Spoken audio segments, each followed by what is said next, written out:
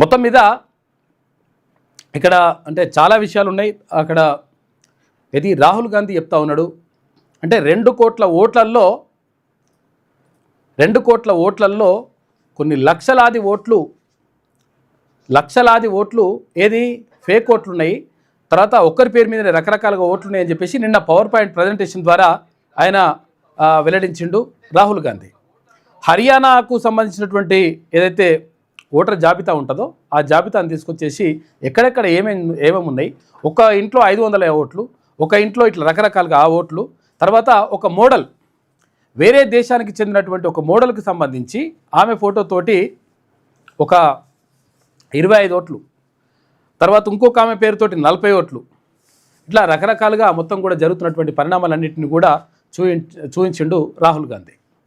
అంటే ఇక్కడ ఓట్ చోరీ జరుగుతూ ఉంది. తర్వాత ఓట్లను మొత్తం కూడా ఇట్లా అవకతవకలకు పాల్పడుతూ మొత్తం కూడా గెలిచేటువంటి ప్రయత్నం చేస్తూ ఉన్నారు. ఎలక్షన్ కమిషన్ కూడా దీనికి మద్దతు పలుకుతూ ఉంది అనేటువంటి ఆరోపణ చేసిండు. ఆరోపణ కాదు, ఆరోపణతో పాటు దాన్ని నిరూపించేటువంటి ప్రయత్నం కూడా చేసిండు. అయితే ఎలక్షన్ కమిషన్ అంటుంది అట్లేం లేదు, అంత బరాబరే నడుస్తుంది, అంత సవ్యంగానే సాగుతుంది అనేటువంటి మాట చెప్తా ఉంది. అంటే ఆధారాలు చూపించిన తర్వాత కూడా మరి మేము సరిగ్గా చేస్తున్నాం అనేటువంటి మాట చెప్తే మరి అది ఎట్లా ఎంతవరకు కరెక్ట్ అవుతుందో అదొక విషయం పక్కకు పెడితే, మనము అంటే పాఠశాలలకు సంబంధించి మనం మాట్లాడుకుంటున్నాం కదా. అయితే ప్రభుత్వ పాఠశాలల్లో ఎవరు ప్రజాప్రతినిధుల పిల్లలు లేకపోవడం వల్ల, ఎవరు ఇక్కడ ఎమ్మెల్యేలు కానీ తర్వాత ఇక్కడ లోక్సభ సభ్యులు ఎంపీలు కానీ వాళ్ళ పిల్లలు తర్వాత వాళ్ళ వర్గాలకు చెందినటువంటి పిల్లలు ఇక్కడ ప్రభుత్వ పాఠశాలలో లేకపోవడం వల్ల ఈ పాఠశాలలు విస్మయానికి గురవుతున్నాయి. కనీసం వాటిని పట్టించుకున్నటువంటి పరిస్థితి కనిపించట్లేదు అనేటువంటి మాట చెప్పినాం. మాట చెప్పడం కాదు, ఇప్పుడు నేను అంటే ఇక్కడ దీనికి సంబంధించినటువంటి అంటే మంత్రులు ఉంటారు కదా, మన రాష్ట్రంలో తెలంగాణ రాష్ట్రంలో ముఖ్యమంత్రితో పాటు మంత్రులు కూడా ఉంటారు కదా 16 మంది. ఈ 16 మందికి సంబంధించినటువంటి వాళ్ళు చదువుకున్నటువంటి ఊరు, తర్వాత వాళ్ళ పుట్టిన ఊరు, వాళ్ళకి సంబంధించినటువంటి పాఠశాలలు, వాళ్ళ పరిధిలో ఉన్నటువంటి పాఠశాలలు, ప్రభుత్వ పాఠశాలలు, ఆ పాఠశాలలకు సంబంధించినటువంటి వివరాలు చూద్దాం మనము. ఎందుకంటే ఇప్పుడు ఒక చిన్న ఎగ్జాంపుల్ చెప్పుకుందాం. ఒక క్లాసులో 40 మంది విద్యార్థులు ఉండాలి. అంటే మామూలుగా అయితే మనం సూచాయిగా చూసుకున్నా కానీ 40 మంది విద్యార్థులు ఉండాలనేటువంటిది ఒకటి మనం పెట్టుకున్నాం. కొన్ని చోట్ల 50 ఉంటుండే 60 ఉంటుండే అప్పట్లో, అది వేరు. తర్వాత ఇప్పుడు ప్రైవేట్ పాఠశాలల్లో అదే జరుగుతుంది. A section, B section, C section అని చెప్పేసి ఇట్లా పెట్టుకుంటారు. సరే, ఇట్లా ఉన్నా కానీ ఒక క్లాసుకు 40 మంది విద్యార్థులు అనుకుంటే ప్రైమరీ స్కూల్ ఒక 5వ తరగతి వరకు 5 క్లాసులకు సంబంధించి ఎంత ఉండాలి? 200 మంది ఉండాలి. 200 మంది ఉండాలి. 10వ తరగతి వరకు అయితే 400 మంది విద్యార్థులు ఉండాలి. కానీ అసలు మినిమం అట్లా ఆ పరిస్థితిలో ఉండాలి. కానీ ప్రభుత్వ పాఠశాలలు ఎట్లా ఉన్నాయి? మంత్రులు, ముఖ్యమంత్రి కాడ నుంచి తర్వాత ఇక్కడ మంత్రుల వరకు వాళ్ళ నియోజకవర్గాలు కాదు, వాళ్ళు చదివినటువంటి పుట్టినటువంటి ఊర్లలో ఉన్నటువంటి పరిస్థితులు మనం ఇప్పుడు ఒక్కసారి చూసేటువంటి ప్రయత్నం చేద్దాం. మనకు ఒక క్లారిటీ వస్తుంది. అంటే ఎందుకు ఇట్లా మనను అంటే ఈ ప్రభుత్వ పాఠశాలల్ని వీళ్ళు పట్టించుకోవట్లేదు ప్రజాప్రతినిధులు అనే దానికి ఒక క్లారిటీ వచ్చేటువంటి అవకాశం ఉంటుంది. చాలా జాగ్రత్తగా చూడండి, చాలా ఇంపార్టెంట్ ఇది.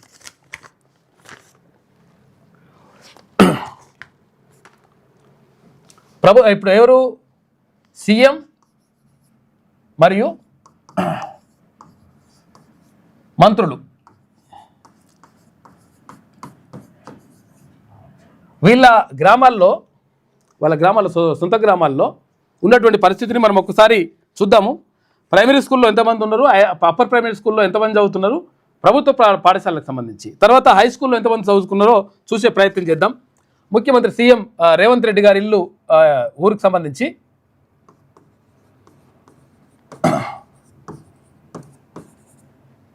సీఎం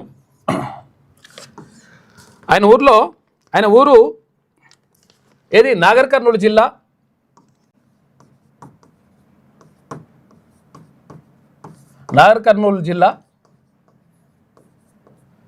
వంగూరు మండలం ఏది? కొండారెడ్డిపల్లి విలేజ్, కొండారెడ్డిపల్లి గ్రామం. ఇక్కడ యూపీఎస్ ఏది? ప్రైమరీ స్కూల్, ప్రైమరీ స్కూల్ ఇక్కడ ప్రైమరీ, తర్వాత అప్పర్ ప్రైమరీ స్కూల్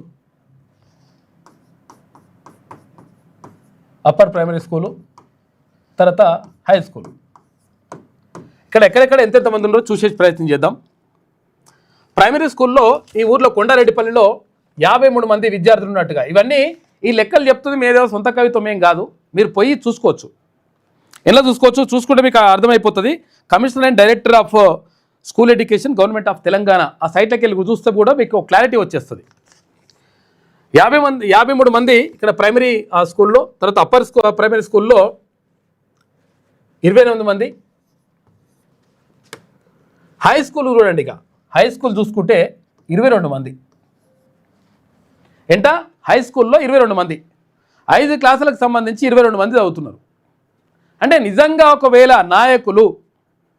నాయకులుగా ఉన్నటువంటి వాళ్ళు ఎవరైనా సరే, అంటే ఇప్పుడు వీళ్ళని చూపిస్తున్నామని చెప్పేసి వీళ్ళనే తప్పు పడతామని కాదు, అందరూ నాయకులందరికీ సంబంధించి నాయకులు తమ గ్రామాల్లో నిజంగా ప్రభుత్వ పాఠశాలలకు సంబంధించి మంచిగా ఆలోచించి మంచిగా అన్ని ఏర్పాట్లు చేసి ఇన్ఫ్రాస్ట్రక్చర్ కానీ ఇక్కడ టీచర్లు కానీ అన్ని ఫెసిలిటీస్ కల్పించి ప్రభుత్వ పాఠశాలల మీద ఒక నమ్మకాన్ని కలిగిస్తే ఇటువంటి పరిస్థితి ఉండదు. హై స్కూల్లో ఒకవేళ 5 క్లాసులు ఉన్నా కానీ 5 నాళ్ళ 20 అంటే 200 మంది విద్యార్థులు ఉండాలి, అక్కడ 22 మంది విద్యార్థులు ఉన్నారు హై స్కూల్లో. ఇక తర్వాత మల్లు భట్టి విక్రమార్క గారు, భట్టి విక్రమార్క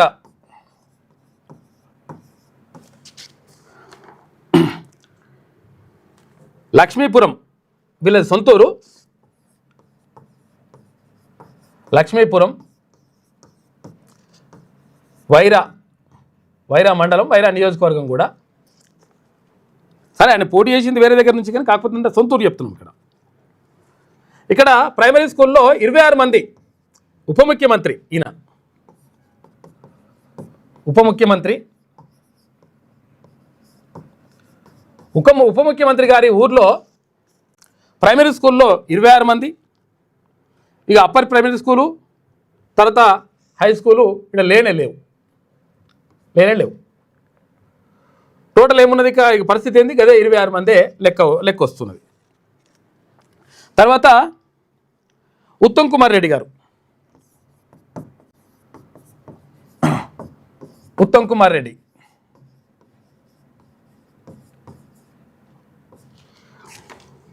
ఆయనది అసలు యాక్చువల్గా ఇప్పుడు ఆయన పోటీ చేసిందేమో హుజూర్ నగర్ అయినప్పటికీ ఆయన సొంతూరు ఏంటంటే తాటిపాముల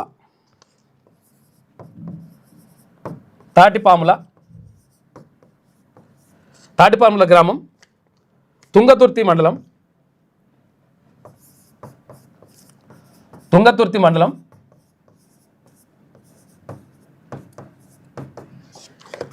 సూర్యాపేట జిల్లా. ఇక్కడ ప్రైమరీ స్కూల్లో 72 మంది విద్యార్థులు, అప్పర్ ప్రైమరీ స్కూల్లో 49 మంది విద్యార్థులు, తర్వాత హై స్కూల్లో 39 మంది విద్యార్థులు. చూసుకోరు లెక్క. మొత్తం టోటల్ ఎంత ఉన్నది, 160 మంది మొత్తం టోటల్గా ప్రభుత్వ పాఠశాలలో చదువుతూ ఈ పరిస్థితి ఉంది. ఇవి కూడా ఇప్పుడు అంటే యాక్చువల్గా commissioner and director of school education government of Telangana ఉన్నది కదా, కొన్ని అసలు యాక్చువల్గా ఇప్పుడు ఇవి కూడా ఈ లెక్కలు కూడా కొన్ని చోట్ల ఇవి కూడా లేవు, సున్నా ఉన్నాయి కొన్ని ఒక్కొక్క మంత్రి ఇలాకాకు సంబంధించి. అటువంటి పరిస్థితి కూడా ఉంది. చూడండి ఒకసారి. అంటే ఏమున్నది, ఉత్తమ్ కుమార్ రెడ్డి గారి సొంత ఊరు తాటిపాముల, తుంగతుర్తి మండలం, తర్వాత సూర్యాపేట జిల్లా. ఇక్కడ ప్రైమరీ స్కూల్లో 72 మంది, తర్వాత అప్పర్ ప్రైమరీ స్కూల్లో 49 మంది, హై స్కూల్లో 39 మంది ఉన్నారు. అంటే ఎంత ఉండాలి, హై స్కూల్లో 200 మంది ఉండాలి. 200 మంది ఉండాల్సింది 39 మంది ఉన్నారు. మనం ఇక్కడ అర్థం చేసుకోవాలి. తర్వాత పొన్నం ప్రభాకర్ మంత్రి, పొన్నం ప్రభాకర్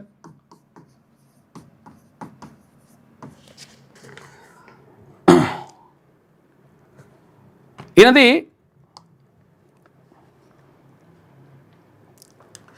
దంగర్వాడి. ఇప్పుడేమో ఇది మంకమ్మపేట అంటున్నారు, దంగన్వాడి.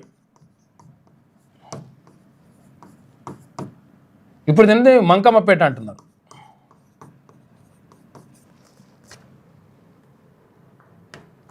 మంకమ్మపేట, ఇది కరీంనగర్లో ఉంటుంది, కరీంనగర్ టౌన్లో. కరీంనగర్ ఉంటే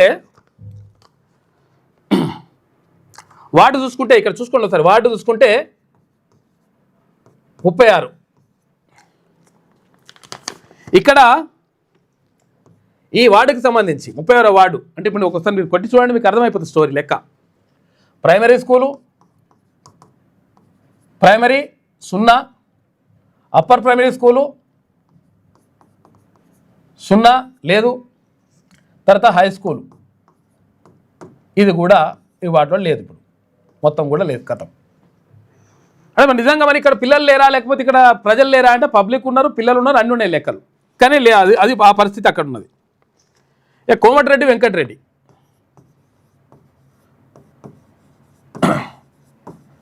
కోమటిరెడ్డి ఎందుకు నిర్లక్ష్యానికి గురవుతున్నాయో మీరు అర్థం చేసుకోండి ఒకసారి. వెంకటరెడ్డి ఈయనది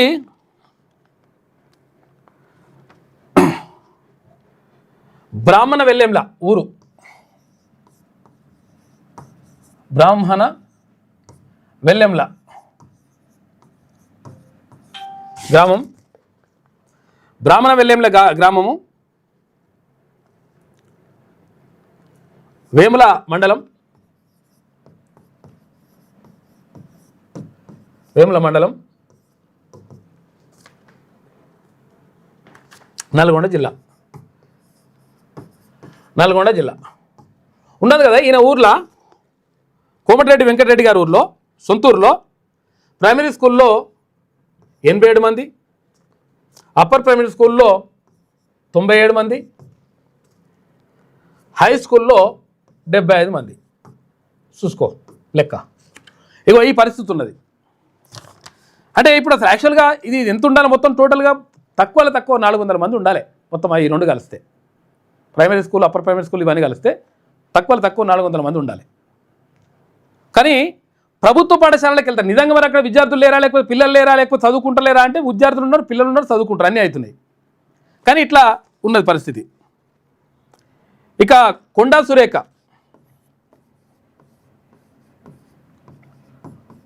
కొండా సురేఖ గారు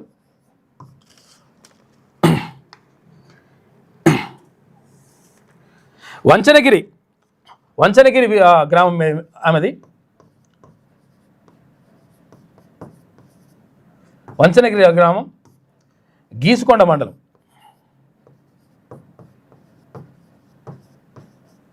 గీసుకొండ మండలం, వరంగల్ జిల్లా, వరంగల్ జిల్లా. ఆమె సొంతూరులో ప్రైమరీ స్కూల్లో 46 మంది, ఇంకా అప్పర్ ప్రైమరీ స్కూల్ నయం ఉన్నది, ఇంకా 240 మంది, హై స్కూల్లో 242 మంది. అయితే ఇవి కూడా పూర్తిగా నేను ఏమంటున్నంటే యాక్చువల్గా ఇవి కూడా అంటే వాళ్ళు వెబ్సైట్లో పెట్టిండ్రు, తర్వాత యాక్చువల్గా ఇది ప్రభుత్వం నిర్వహిస్తున్నది. ఏంటి commissioner and director of school education అనేది గవర్నమెంట్ ఆఫ్ తెలంగాణ.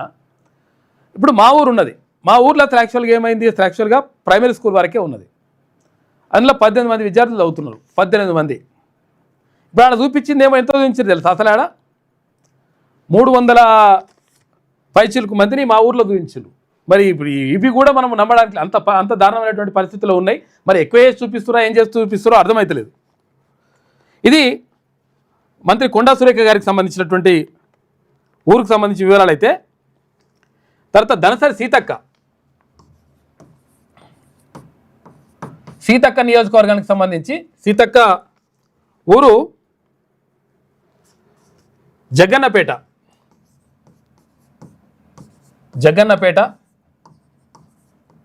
జగన్నపేట గ్రామం, ములుగు మండలం, ములుగు జిల్లా,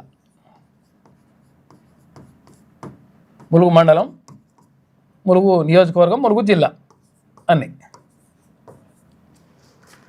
సీతక్క వాళ్ళ ఊర్లో ప్రైమరీ స్కూల్లో 100 మంది, అప్పర్ ప్రైమరీ స్కూల్లో 184 మంది,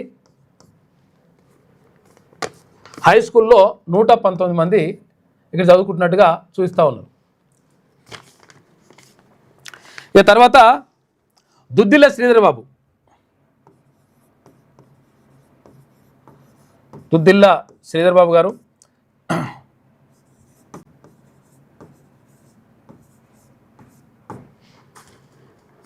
ఆయన ఊరు ధన్వాడ, కాటారం మండలం, కాటారం మండలం.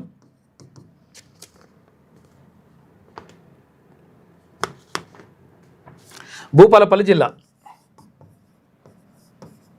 అంటే కొంతమంది డౌట్ రావచ్చు, అసలు యాక్చువల్గా ఈయన ప్రాతినిధ్యం వహిస్తుంది మంత్రి నియోజకవర్గం కదా, ఇది పెద్దపల్లి జిల్లాలో ఇట్లా అని చెప్పేసి డౌట్ రావచ్చు. కాకపోతే అంటే వీళ్ళు సొంత ఊర్లు ఇవి.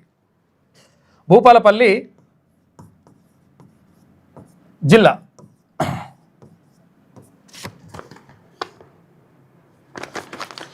ప్రైమరీ స్కూల్లో 32 మంది విద్యార్థులు, ఇక్కడ అప్పర్ ప్రైమరీ స్కూల్లో 14 మంది విద్యార్థులు, హై స్కూల్లో 13 మంది విద్యార్థులు. చూసుకో ఎంత దారుణమైన పరిస్థితుల్లో ఉందో చూసుకోరు. ఇక్కడ హై స్కూల్లో 5 క్లాసులు ఉంటే 13 మంది విద్యార్థులు చదువుతున్నారు. ఇక చూసుకోరు. ఇక ఎట్లా ఎంత అంటే మన మంత్రులకు సంబంధించినటువంటి సొంత గ్రామాల్లోనే ఇట్లా పరిస్థితి ఉండడానికి కారణం ఏంటి అంటే అక్కడ తల్లిదండ్రులు ప్రోత్సహించకపోవడం, ఇన్ఫ్రాస్ట్రక్చర్ సరిగా లేకపోవడం, బిల్డింగ్లు సరిగా లేకపోవడం, టీచర్లు సరిగా లేకపోవడం, టీచర్లు అంటే సరైనటువంటి సరిపోను టీచర్లని నియామకం చేపట్టకపోవడం, ఇట్లా రకరకాల కారణాలు ఉన్నాయి. కనీసం పోవాలంటే టాయిలెట్ కూడా లేనటువంటి పరిస్థితులు చాలా స్కూళ్ళల్లో ఉన్నాయి. ఇది మంత్రి దుద్దిల్ల శ్రీధర్ బాబుకు సంబంధించినటువంటి వివరాలు చూసుకుంటే ఇక పొంగులేటి శ్రీనివాసరెడ్డి.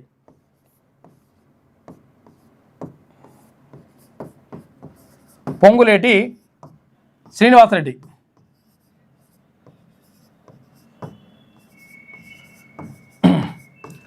పొంగులేటి శ్రీనివాసరెడ్డి ఆయనది నారాయణపురం, సొంత గ్రామం నారాయణపురం గ్రామం, కల్లూరు మండలం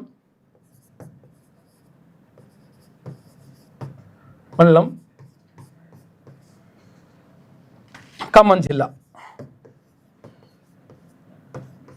జిల్లా. ఆయన పాలేరు నుంచి పోటీ చేసినప్పటికీ ఆయన సొంతూరు ఇది. అయితే ఇక్కడ ప్రైమరీ స్కూల్లో 62 మంది విద్యార్థులు, ఇక అప్పర్ ప్రైమరీ స్కూల్ లేదు, హై స్కూల్ కూడా లేదు. ఇది పరిస్థితి. ఏది పొంగులేటి శ్రీనివాసరెడ్డి మంత్రికి సంబంధించినటువంటి గ్రామానికి సంబంధించిన వివరాలు ఇవి. ఒకసారి మనము తుమ్మల నాగేశ్వరరావు, ఉమ్మడి ఖమ్మం జిల్లా వ్యవసాయ శాఖ మంత్రి తుమ్మల నాగేశ్వరరావు. ఆయన ఊరు గండుపల్లి, గండుగుపల్లి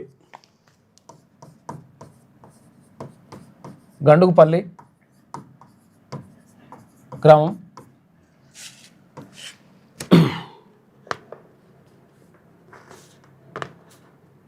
దమ్మపేట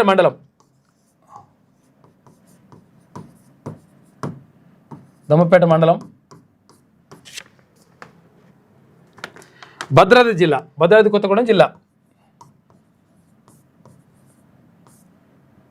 భద్రాద్రి జిల్లా. ఆయన ఊర్లో ప్రాథమిక పాఠశాలల్లో 140 మంది, 140 మంది, అప్పర్ ప్రైమరీ స్కూల్లో లేదక్కడ. తర్వాత హై స్కూల్లో కొంతవరకు నయమే ఉన్నది. హై స్కూల్లో 340 మంది. ఇక దామోదర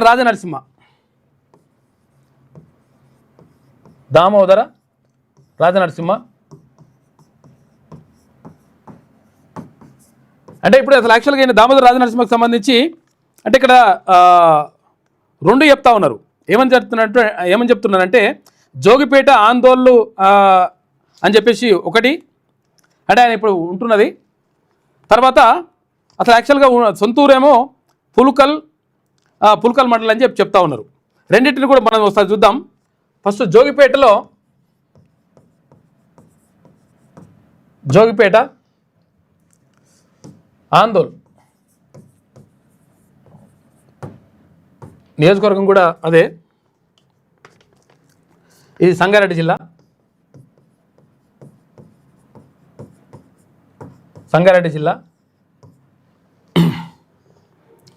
అయితే ఈయన ప్రత్యేకంగా ఈ ప్రభుత్వ పాఠశాలల పైన ప్రత్యేక దృష్టి పెట్టిండట. ఎవరు? దామోదర్ రాజనరసింహ. దాంతో ఇక్కడ ప్రైమరీ స్కూల్ సంబంధించినటువంటి మనం డాటా చూసుకుంటే 2296 మంది విద్యార్థులు, అప్పర్ ప్రైమరీ స్కూల్లో 1871 మంది, ఇక హై స్కూల్లో 1367 మంది, ఇంతమంది విద్యార్థులు చదువుతూ ఉన్నారు అక్కడ. అంటే విషయం ఏంటంటే ఆయన ప్రత్యేకంగా అది స్కూళ్ళ పైన దృష్టి పెట్టిండట. ఆయన పోయినప్పుడు అంటే మంచిగా ఉండాలి, తర్వాత ప్రభుత్వ పాఠశాలలు బాగుండాలి, 100% నా నియోజకవర్గంలో ఉండాలని చెప్పేసి ప్రత్యేక దృష్టి పెట్టి దానిపైన అట్లా చేసిండట. ఇంకా ఆయన సొంత ఊరు కూడా ఇంకొక, అంటే ఇప్పుడు ఇదేమో ఇది ఉంటున్నది. తర్వాత సొంతూరు పుల్కల్ మండలం కూడా పుల్కలే, గ్రామము తర్వాత మండలం, సంగారెడ్డి జిల్లా. ఇక్కడ పుల్కల్కి సంబంధించి 345 మంది ప్రైమరీ స్కూల్లో, 256 మంది అప్పర్ ప్రైమరీ స్కూల్లో, 230 మంది హై స్కూల్లో. కొంతవరకు నయమే ఉన్నది వ్యవస్థ, కొంతవరకు నయమే కనిపిస్తున్నది ఇక మిగతా వాళ్ళతో పోలిస్తే. తర్వాత జూపల్లి కృష్ణారావు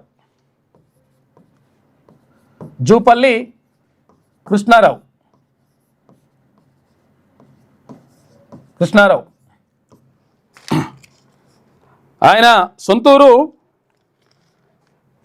పెద్ద దగడ, చిన్న దగడ అని రెండు ఉంటాయి అక్కడ. పెద్ద దగడ చిన్నంబావి మండలం,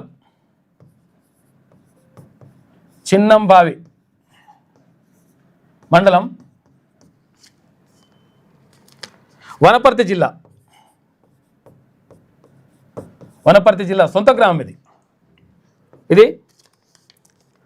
ఇక్కడ ప్రైమరీ స్కూల్లోకి సంబంధించి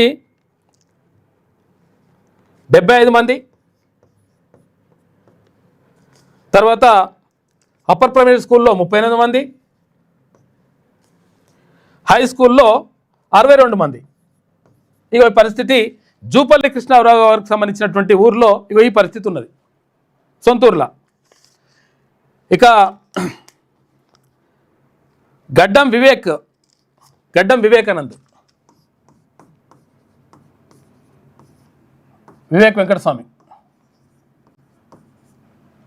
వెంకటస్వామి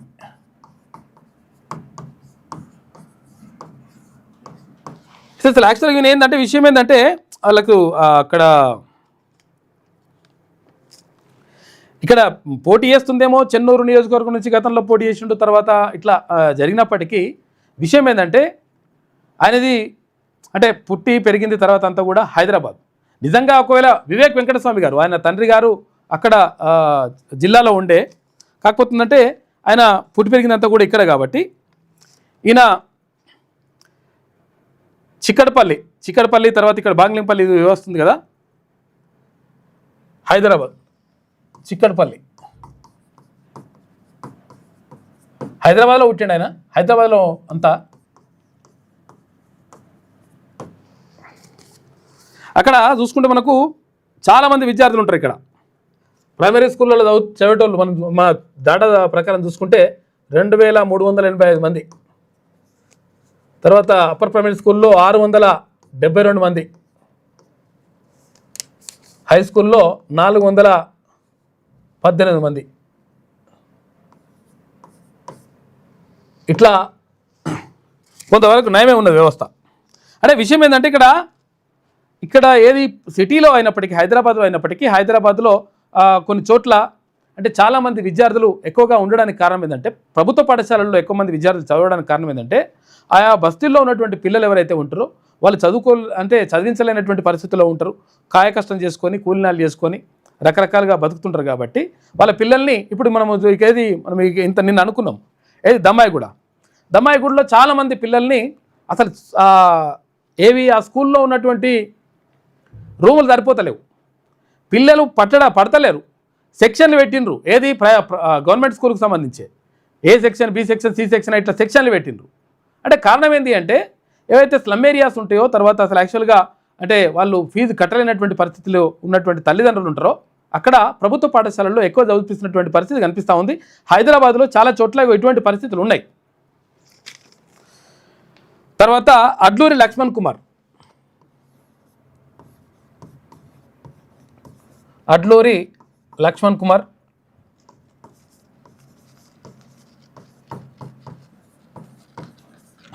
అసలు యాక్చువల్గా ఆయన ఇప్పుడు ఏది ధర్మపురం నుంచి పోటీ చేసి తర్వాత ధర్మపురంలో ఇక్కడ స్థిరపడినప్పటికీ ఆయన అసలు యాక్చువల్గా పెద్దపల్లిలో ఆయన ఉన్నాడు. కాకపోతే ఏంటంటే గోదావరి కనిలో ఆయన చదువుకున్నాడంట. అంటే చిన్నప్పుడు గోదావరి కనిలో చదువుకున్నాడు. దానికి సంబంధించినటువంటి వారు పెద్దపల్లికి చూసుకుంటే పెద్దపల్లి చాలా ఇవన్నీ లెక్కలు వేసినారు. ఈ లెక్క అయితే కరెక్ట్ అనిపిస్తలేదు. మరి పెద్దపల్లికి సంబంధించి చూసుకుంటే పెద్దపల్లిలో 3743 మంది ప్రైమరీ స్కూల్లో అని ఇచ్చిండ్రు. ఇవైతే మరి నాకైతే కరెక్ట్ అనిపిస్తలేదు. 2389 మంది అప్పర్ ప్రైమరీ స్కూల్లో అని, ఇక 1541 మంది ఇక హై స్కూల్లో అని చెప్పేసి చూపిస్తున్నారు. కానీ ఇదైతే మరి కరెక్ట్ అనిపిస్తలేదు. తర్వాత కూడా ఏంటంటే ఇక్కడ యాక్చువల్గా గోదావరి కనికి సంబంధించి దాంట్లో కూడా వార్డులు ఉన్నాయి. దానికి సంబంధించినటువంటి వివరాలు కూడా మేము తెప్పించినాము.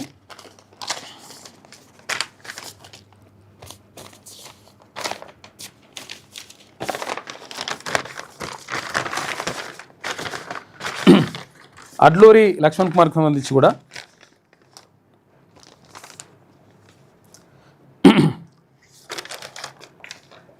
అంటే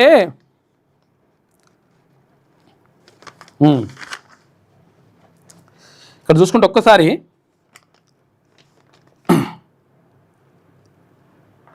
ఇవి ఇట్లా కనిపించినప్పటికీ ఆయన చదువుకుంది ఏంటంటే యాక్చువల్ గోదావరి కనిలో చదువుకున్నట్టు ఆయన.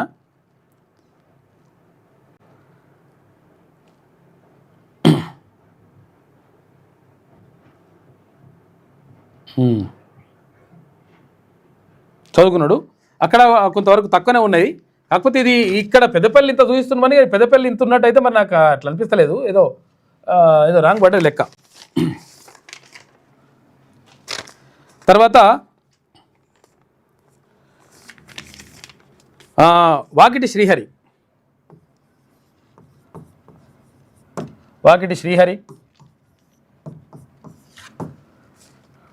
ఈయనది మక్తల్ నియోజకవర్గం, అదే ఊరదే మక్తల్ గ్రామము, మండలము, అన్ని నియోజకవర్గం అన్నీ కూడా మక్తలే. అయితే ఈడ కూడా అసలు యాక్చువల్గా విషయం ఏంటంటే నారాయణపేట జిల్లా.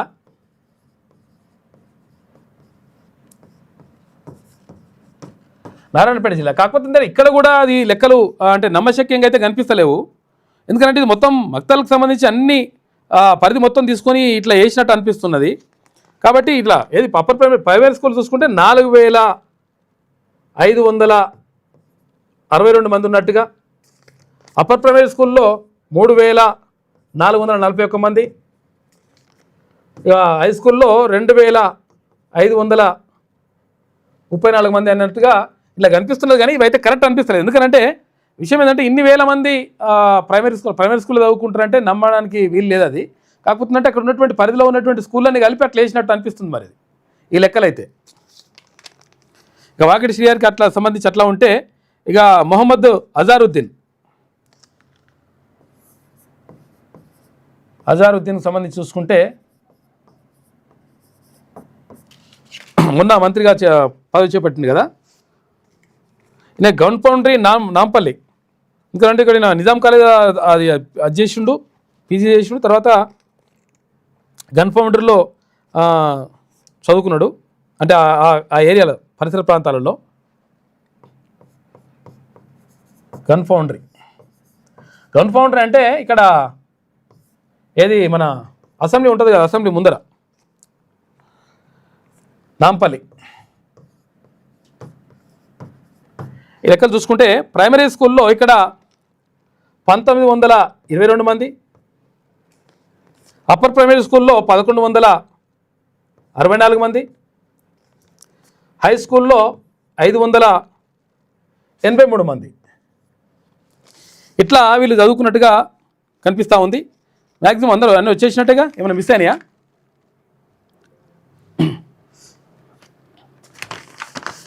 అయితే ఇక్కడ మనము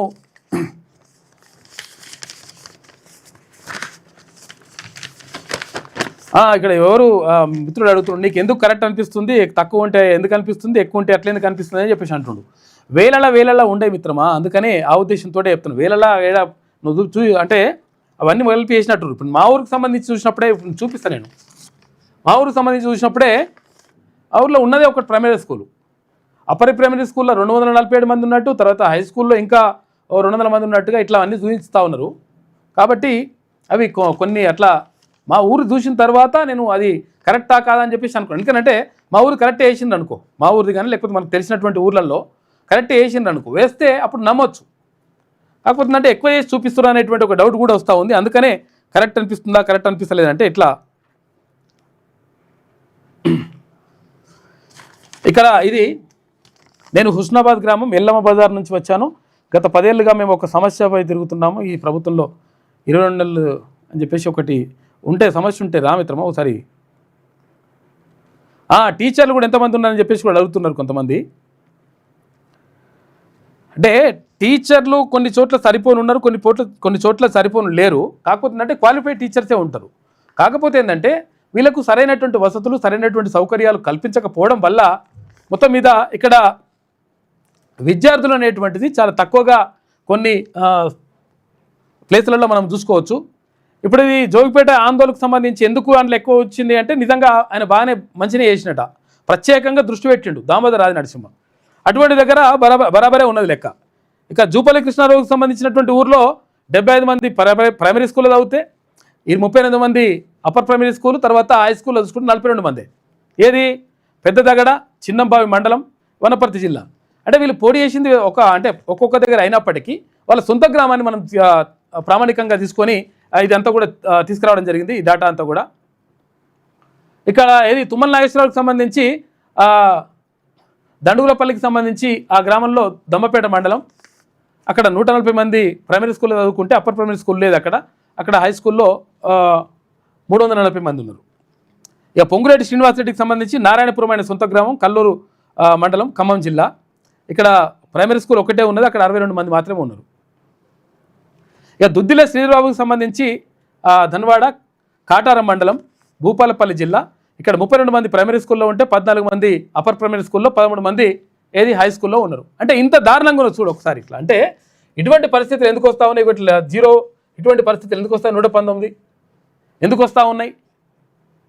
కారణం ఏంటి అంటే అక్కడ సరైనటువంటి వసతులు, సరైనటువంటి సౌకర్యాలు కల్పించకపోవడం వల్ల ప్రభుత్వ పాఠశాలల్లో చేర్పించడానికి తల్లిదండ్రులు ఇష్టపడడం లేదు. కాబట్టి ప్రభుత్వ పాఠశాలని బలోపేతం చేయాలంటే ఇక్కడ కూడా చూడండి, ఇక్కడ పొన్నం ప్రభాకర్కి సంబంధించి దంగన్వాడి, అప్పుడు గతంలో దంగన్వాడి అంటుంటే ఇప్పుడు మంకమ్మపేట అంటున్నారు. కరీంనగర్లో వార్డ్ నెంబర్ 36 చూసుకుంటే అందులో వార్డ్ నెంబర్ 36లో చూస్తే అందులో స్కూలే లేవు. దారుణంగా ఉంది పరిస్థితి.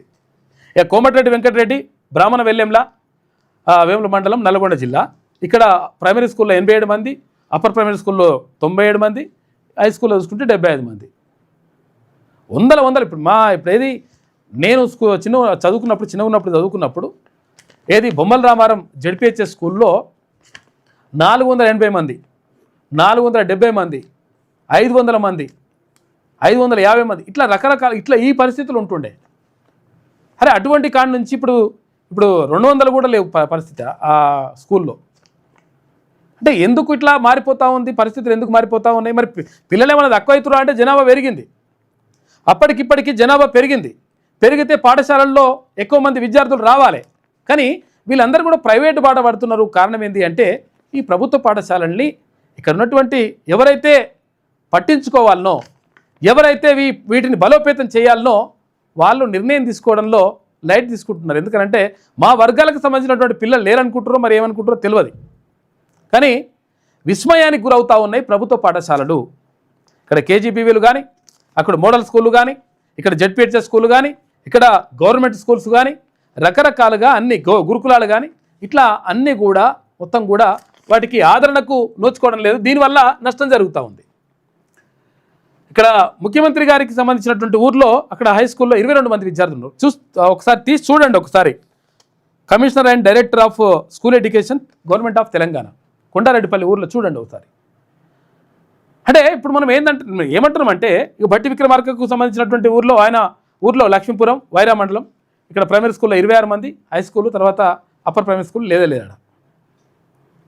ఇక ఉత్తమ్ కుమార్ రెడ్డి గారికి సంబంధించి ప్రైమరీ స్కూల్లో 72 మంది, ఇక్కడ అప్పర్ ప్రైమరీ స్కూల్లో 49 మంది, 39 మంది ఏది హై స్కూల్లో చదువుతున్నారు.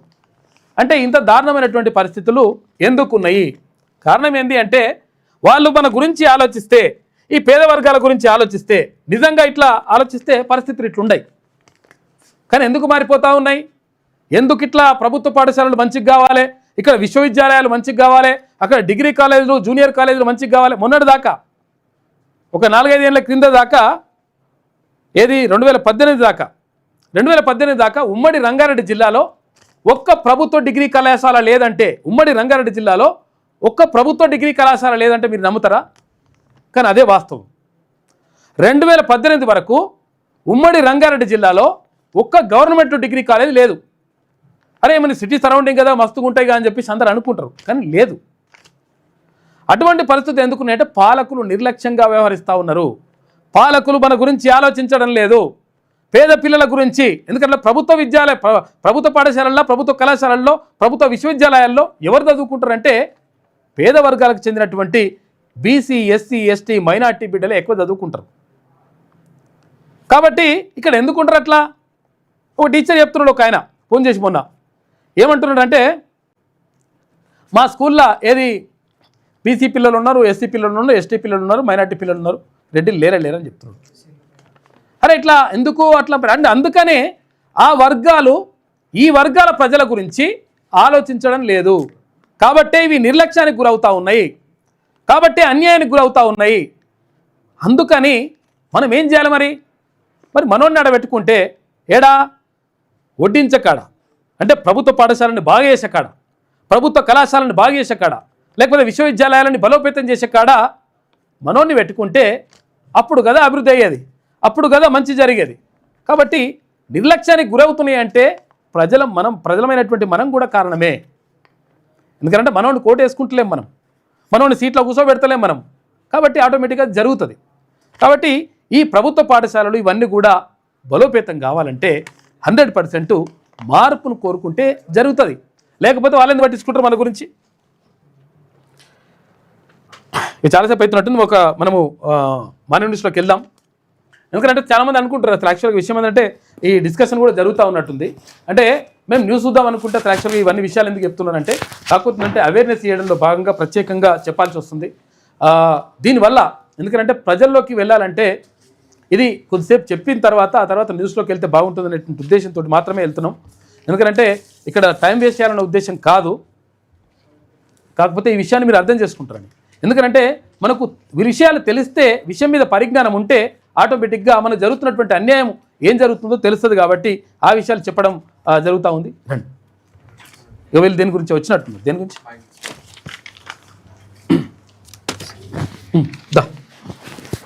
దేని గురించి మిత్రమా? ఏంటది సార్? ఇది మాకు 2005లో భూ పంపిణీ కార్యక్రమం చేసింది సార్.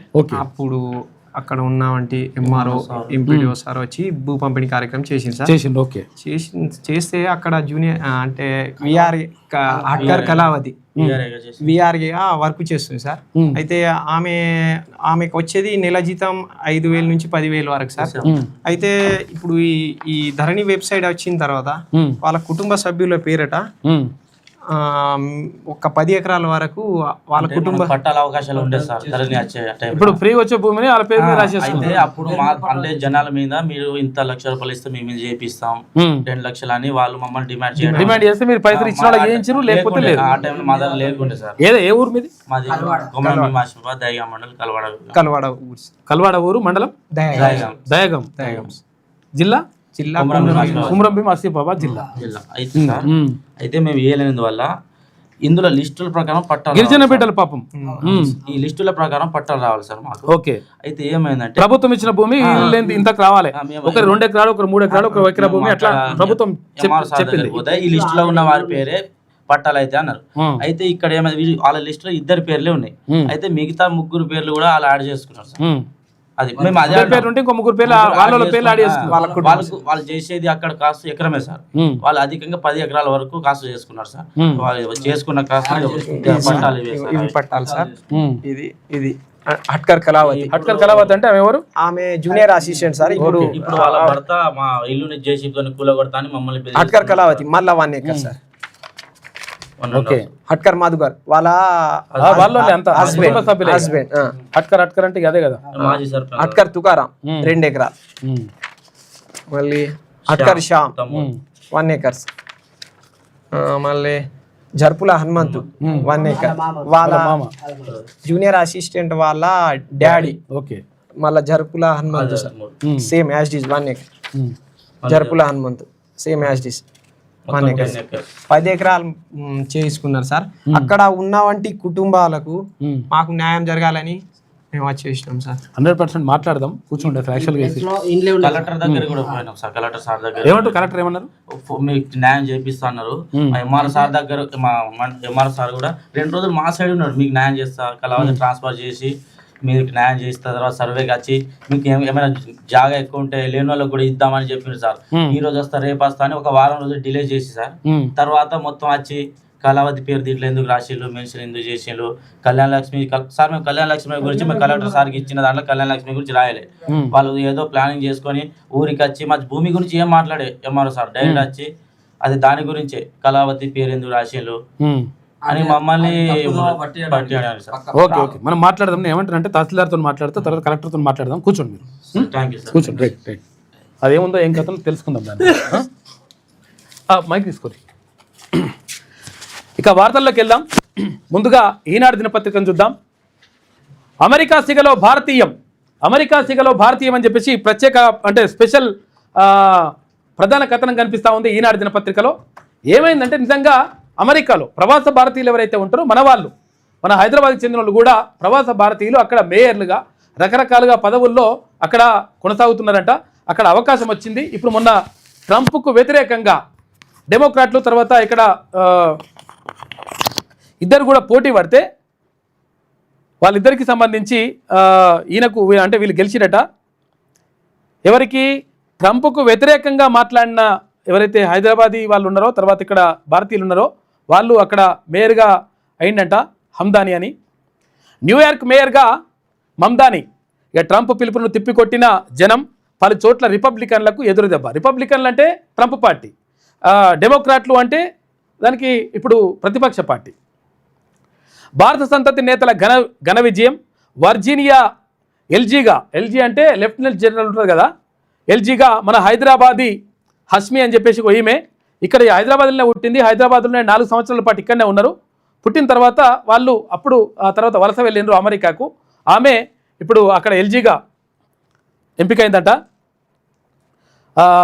సిన్సినాటి మేయర్గా అఫ్తాబ్. వీళ్ళందరూ కూడా అఫ్తాబ్ కూడా మనోడేనంట. భారత సంతతికి చెందినటువంటి వాళ్ళు వీళ్ళందరూ కూడా.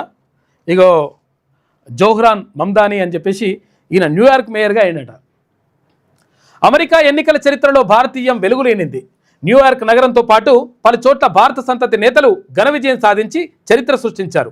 అధ్యక్షుడు ట్రంప్ను సవాలు చేసి మరీ 34 ఏళ్ల భారత సంతతి యువకుడు జోహ్రాన్ మమ్దాని న్యూయార్క్ మేయర్గా ఎన్నికయ్యాడు. ఆయనతో పాటు వర్జీనియా లెఫ్టినెంట్ గవర్నర్గా భారత్లో జన్మించి అమెరికాలో స్థిరపడ్డ గజాలా హష్మి విజయం సాధించారు. ఇక సిన్సినాటి మేయర్గా భారత సంతతికి చెందినటువంటి అఫ్తాబ్ పురేవాల్ రెండోసారి ఎన్నికయ్యారు. మంగళవారం జరిగిన కౌంటింగ్లో పలు నగరాల్లో డెమోక్రాట్లు విజయం సాధించి సత్తా చాటారు. డెమోక్రాట్లు అంటే అమెరికాలో ప్రతిపక్ష పార్టీ అన్నమాట. రిపబ్లికన్లు అంటే ట్రంప్కు సంబంధించినటువంటి పార్టీ. అలా రెండు పార్టీలు ఎక్కువ మొత్తం ప్రభావం చూపిస్తాయి, రిపబ్లికన్లు, తర్వాత ఇక్కడ డెమోక్రాట్లు. రిపబ్లికన్లేకేమో ఒక ట్రంప్ అయితే, ట్రంప్ పార్టీ అయితే ఇక్కడ అపోజిషన్ పార్టీ డెమోక్రాట్లు అనమాట. డెమోక్రాట్లే ఇప్పుడు ఎక్కువ అవన్నీ కూడా గెలుస్తుంటూ ఉండరట. దీన్ని బట్టి అర్థమవుతుంది ఏంటి అంటే అమెరికాలో ట్రంప్కు వ్యతిరేక పవనాలు వీస్తూ ఉన్నాయి అనేది అర్థం చేసుకోవాలి మనం. ఇక సిన్సినాటి మేయర్గా భారత సంతతికి చెందినటువంటి అఫ్తాబ్ పురేబాల్ రెండోసారి ఎన్నికయ్యారు. మంగళవారం జరిగినటువంటి కౌంటింగ్లో పలు నగరాల్లో డెమోక్రాట్లు విజయం సాధించి సత్తా చాటారు. ఇది ట్రంప్నకు పెద్ద ఎదురుదెబ్బగా భావిస్తున్నారు. తన గెలుపు న్యూయార్క్ నగర నూతన తరానికి ఉచోదయంగా మమ్దాని అభివర్ణించారు. అందరం కలిసి సరికొత్త తరాన్ని నిర్మిద్దామని పిలుపునిచ్చారు. విజయానంతరం ఆయన బ్రూక్లిన్ పారామౌంట్లో జరిగిన కార్యక్రమంలో వేల మందిని ఉద్దేశించి ఉద్వేగభరితంగా ప్రసంగించారు. మనం రాజకీయ రాచరికాన్ని కూల్చేశాం. అరాచకం, డబ్బుపై విజయానికి నా ఎన్నిక స్ఫూర్తి. ఇప్పుడు న్యూయార్క్పై ఆధిపత్యం చెలాయించడానికి ట్రంప్ చేసిన ప్రయత్నాలన్నీ అడ్డుకున్నామని చెప్పేసి మమ్దాని చెప్పినటువంటి మాట. ఇక్కడ అఫ్తాబ్ పురేబాల్ చూసుకుంటే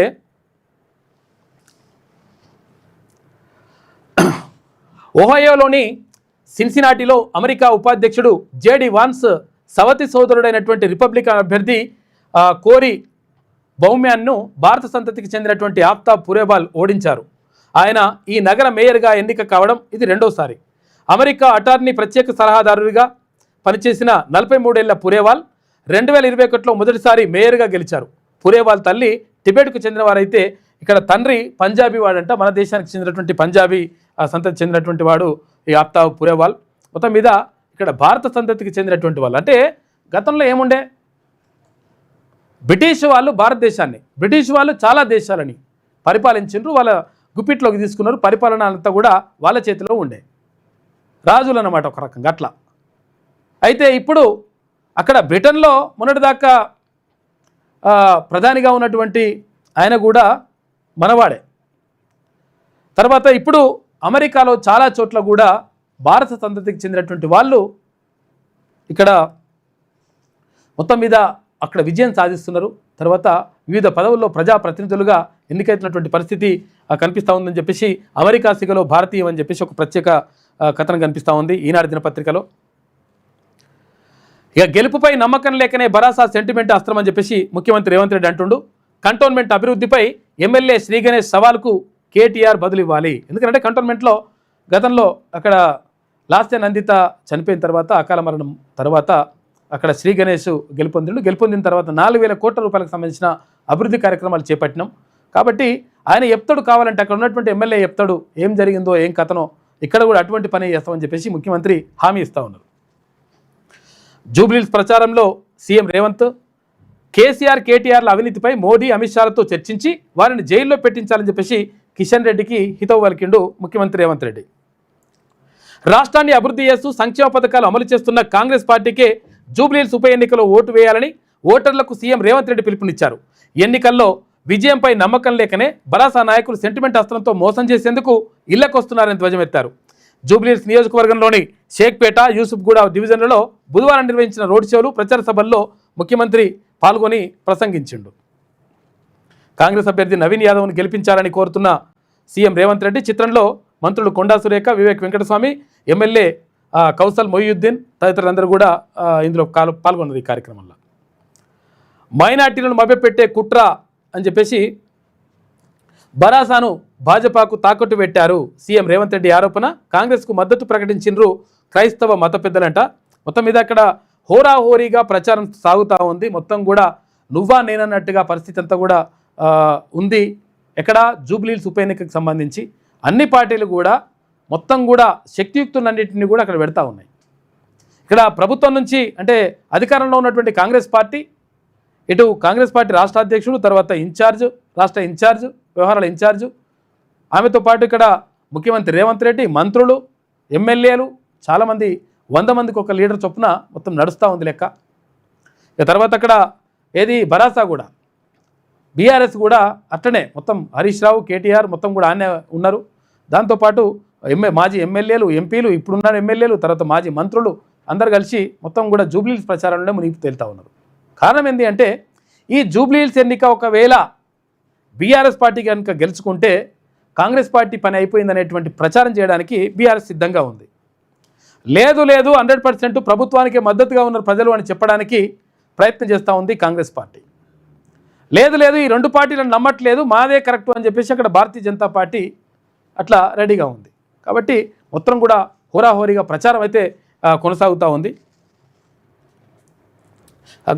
కొంతవరకు అయితే నవీన్ యాదవ్కి ఎక్కువ అవకాశాలు ఉన్నాయని చెప్పేసి తెలుస్తూ ఉంది. ఎందుకంటే అక్కడ ఉన్నటువంటి పరిస్థితులు మాత్రం, ఎందుకంటే నవీన్ యాదవ్కి చాలా విషయాలు కలిసి వస్తూ ఉన్నాయి. ఇక్కడ ప్రభుత్వం అధికారంలో ఉండడం, తర్వాత కాంగ్రెస్ పార్టీ టికెట్ ఇవ్వడం, గతంలో ఎంఐఎం పార్టీ నుంచి ఆయన పోటీ చేసి చాలా ఓట్లు తెచ్చుకున్నాడు. ఆ ఓట్లు కలిసి రావడంతో పాటు ఆ ఎంఐఎం వాళ్ళు కూడా కాంగ్రెస్ పార్టీ అభ్యర్థి అయినటువంటి నవీన్ యాదవ్కు మద్దతు ఇస్తూ ఉన్నారు. ఇవన్నీ కూడా కలిసి వచ్చేటువంటి అంశాలు.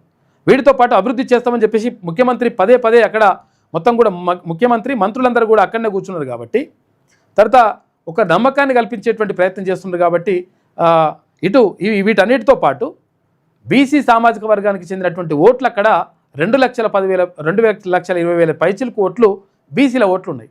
కాబట్టి నవీన్ యాదవ్ ఒక్కడే అక్కడ బీసీ అభ్యర్థిగా ఉన్నాడు.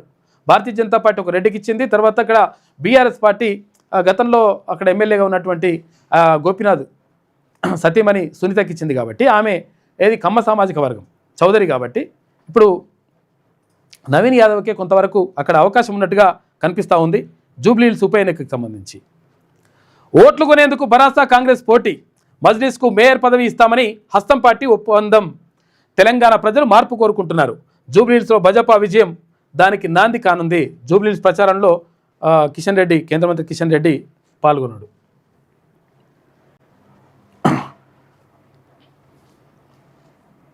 మీరా కొడుకు మేయర్ అయ్యాడు, పాఠాలు మాని ప్రజల్లోకి వచ్చి. మమ్దాని తల్లి మీరా ఇక హష్మీలపై ప్రత్యేక కథనం వేసింది ఈనాడు దినపత్రిక, వసుంధరలో వేసిందట. ఇక బీహార్లో తొలి సమరం నేడే. 121 నియోజకవర్గాల్లో ఇవాళ పోలింగ్ ఉంటుంది. ఇవాళ కొన్ని నియోజకవర్గాల్లో పోలింగ్ ఉంటే మొదటి విడత బీహార్ ఎన్నికలకు ఇవాళ మొదటి విడత ఉంటే తర్వాత 11వ తేదీన రెండో విడత కూడా ఉంటుంది. మొత్తం మీద బీహార్లో కూడా హోరాహోరీగా మొత్తం కూడా ప్రచారం కథ కార్యక్రమం అంతా నడిచిపోయింది. ఇవాళ మొదటి విడత ఎన్నికలు ఉన్నాయి. అక్కడ మరి ఏం జరుగుతుంది ఏం కథ అనే దానిపైన చూడాలి. 121 నియోజకవర్గాల్లో ఇవాళ ఎన్నికలు జరుగుతాయి. అక్కడ నేను ఐఏఎస్ను ఇన్ఛార్జి కలెక్టర్గా వచ్చాను. కామారెడ్డి కలెక్టరేట్లో మహిళ హంగామా చేసిందట.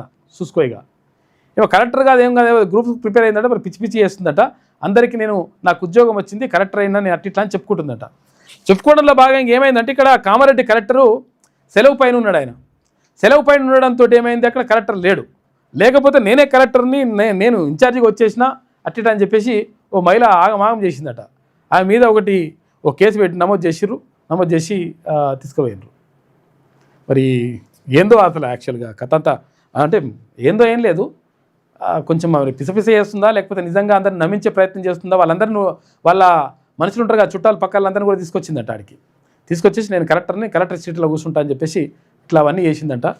దానికి సంబంధించినటువంటి కథనం కనిపిస్తా ఆడ వార్త ఉంది. అది ధైర్యం ఉంటే అరెస్ట్ చేయండి, ఫార్ములా ఈ కేసు ఛార్జ్షీట్లో విషయం లేదు, అందుకే గవర్నర్ ప్రాసిక్యూషన్కు అనుమతి ఇచ్చినా కాంగ్రెస్ పక్కన పెట్టింది. హైదరాబాద్ అభివృద్ధిపై బహిరంగ చర్చకు రావాలని చెప్పేసి ముఖ్యమంత్రికి కేటీఆర్ సవాల్ విసిరిండు. ఫార్ములా ఈ కేసులో గవర్నర్ ప్రాసిక్యూషన్కు అనుమతి ఇచ్చినా ఛార్జ్షీట్లో విషయం లేకపోవడం వల్లే దాన్ని కాంగ్రెస్ ప్రభుత్వం పక్కన పెట్టేసిందని భరాసా కార్యనిర్వాహక అధ్యక్షుడు కేటీఆర్ అన్నారు. తనపై చేసిన ఆరోపణల విషయంలో దమ్ముంటే ప్రభుత్వం ఇక్కడ నిరూపించాలని చెప్పేసి కేటీ రామారావు సవాల్ విసురుతూ ఉన్నాడు. గోల్డ్ మెడల్ అంట.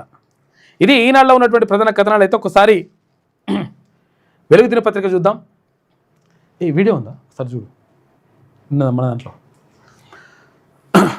2 కోట్ల ఓట్లలో 25 లక్షల ఫేక్ ఓట్లు ఉన్నాయంట. చూసుకోరిక లెక్క. ఎక్కడ? హర్యానాలో 2 కోట్ల ఓట్లుంటే 25 లక్షల ఓట్లు ఫేక్ ఓట్లు ఉన్నాయని చెప్పేసి నిన్న పవర్ పాయింట్ ప్రజెంటేషన్ ఇచ్చిండు ఎవరు? రాహుల్ గాంధీ. హర్యానా ఎన్నికల్లో ఓట్ చోరీ అని చెప్పేసి రాహుల్ గాంధీ ఆరోపిస్తూ ఉన్నాడు. రాష్ట్రంలోని ఓటర్ జాబితాలో 12.5% నకిలీవే. అంటే ప్రతి 8 మంది ఓటర్లలో ఒకరు నకిలీ అన్నమాట.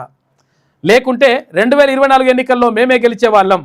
బీజేపీ గెలిచేందుకు ఎన్నికల సంఘం సహకరించింది. ఓ బ్రెజిలియన్ మోడల్ అంటే ఈమె ఫోటోతోటి ఎన్ని ఉన్నట్లున్నాయి చూడరు ఒకసారి. బ్రెజిలియన్ మోడల్ ఫోటోతో 10 చోట్ల 22 ఓట్లు ఉన్నాయట. 22 ఓట్లు ఆమె పేరు, ఇదే ఫోటో ఉన్నది. మళ్ళా మన దేశం కూడా కాదు ఆమెది, ఆమె పేరుతో ఉన్నాయట. ఇందుకు నా దగ్గర ఉన్న ఫైల్సే రుజువులు, మొత్తం ఆధారాలు కూడా చూపించేసిండు ఆయన. నేను 100% పక్కా ఆధారాలతో మాట్లాడుతున్నా. డూప్లికేట్ ఓట్లను ఈసీ ఎందుకు తొలగించడం లేదు? ఓట్ల చోరీ ద్వారా జన్జడ్ భవిష్యత్తును లాక్కుంటున్నారు. ప్రజాస్వామ్యాన్ని కాపాడేందుకు ఉద్యమించాలని పిలుపు. హైడ్రోజన్ బాంబు పేరుతో పవర్ పాయింట్ ప్రజెంటేషన్ ఇచ్చిండు. హైడ్రోజన్ బాంబు వేలుస్తా అన్నాడు కదా, ఇది ఈమె ఒక్కరికే సంబంధించే కాదు, చాలా విషయాలు కూడా ఆయన నిన్న పవర్ పాయింట్ ప్రజెంటేషన్లో చూపించిండు. ఒక ఇల్లు చూపిస్తూ ఆ ఇంట్లో 500 ఓట్లు ఎట్లుంటాయని చెప్పేసి, తర్వాత ఇంకొక ఆమె ఫోటో చూపిస్తూ ఆమె ఫోటోకు సంబంధించి 45-50 ఓట్లు ఆమె పేరుతో ఉన్నాయి. ఈమె బ్రెజిలియన్ అంట, దేశం కూడా మన దేశం కూడా కాదు. ఈమె ఫోటోతోటి అన్ని ఓట్లు అవన్నీ కూడా మొత్తం అవన్నీ పెట్టేసిండు ఆయన. మరి ఇది కథ ఏందో అంటే ఇప్పుడు ఏంది, ఎన్నికల సంఘం ఏమంటుంది, అట్లా ఏం లేదు, మంచిగానే ఉంది, అంతా బాగానే ఉంది అంటు. అంతా బాగానే ఉందంటే ఆయన ఆధారాలు చెప్తున్నాడు కదా, నీ ఆధారాలు మరి మరి చూస్తామని చెప్పేసి అనాలి కదా, పరిశీలించాలి కదా. అబద్ధం చెప్తున్నట్టు కాదు కదా, ఆధారాలు చూపిస్తున్నాడు కదా ఆయన. ఎక్కడెక్కడ ఏ ప్లేస్లో ఏ వార్డులో ఎక్కడెక్కడ ఏ నియోజకవర్గంలో ఏమున్నాయని. మళ్ళీ ఒక్క నియోజకవర్గం కాదు, వివిధ నియోజకవర్గాలల్లో ఒక్క నియోజకవర్గంలోనే 48 ఓట్లు ఉన్నాయట. ఒక్కడే మనిషి, ఒకటే నియోజకవర్గంలో. ఇంకో ఇటువంటి కథలు నడుస్తూ ఉన్నాయి.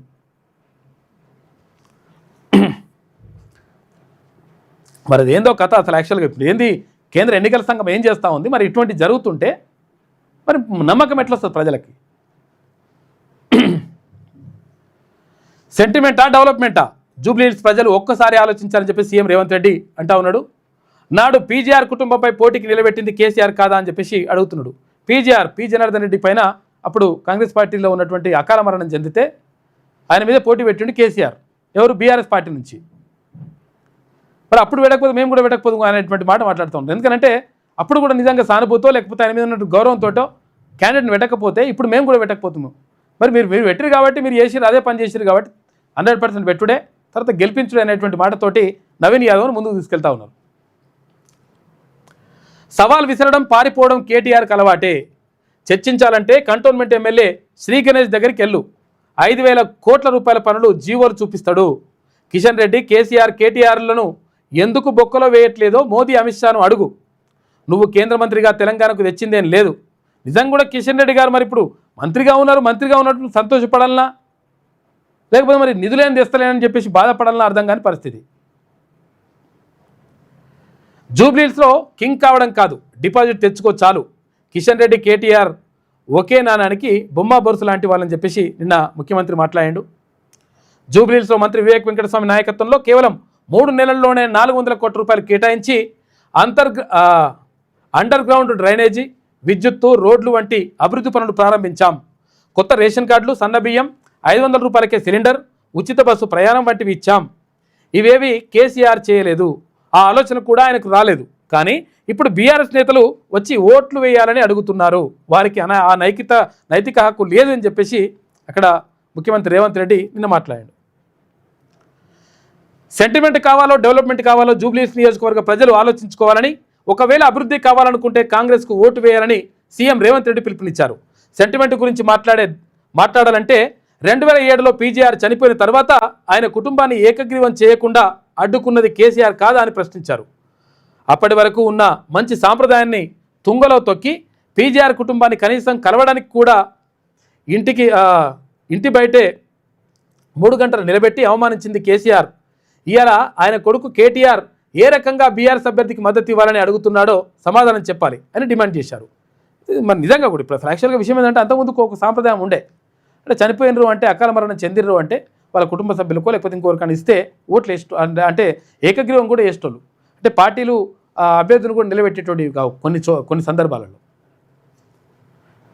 అయితే అటువంటి పరిస్థితికి మొత్తం కూడా పురుష పెట్టేసిండు కేసీఆర్ అని చెప్పేసి ముఖ్యమంత్రి రేవంత్ రెడ్డి ఆరోపిస్తూ ఉన్నాడు.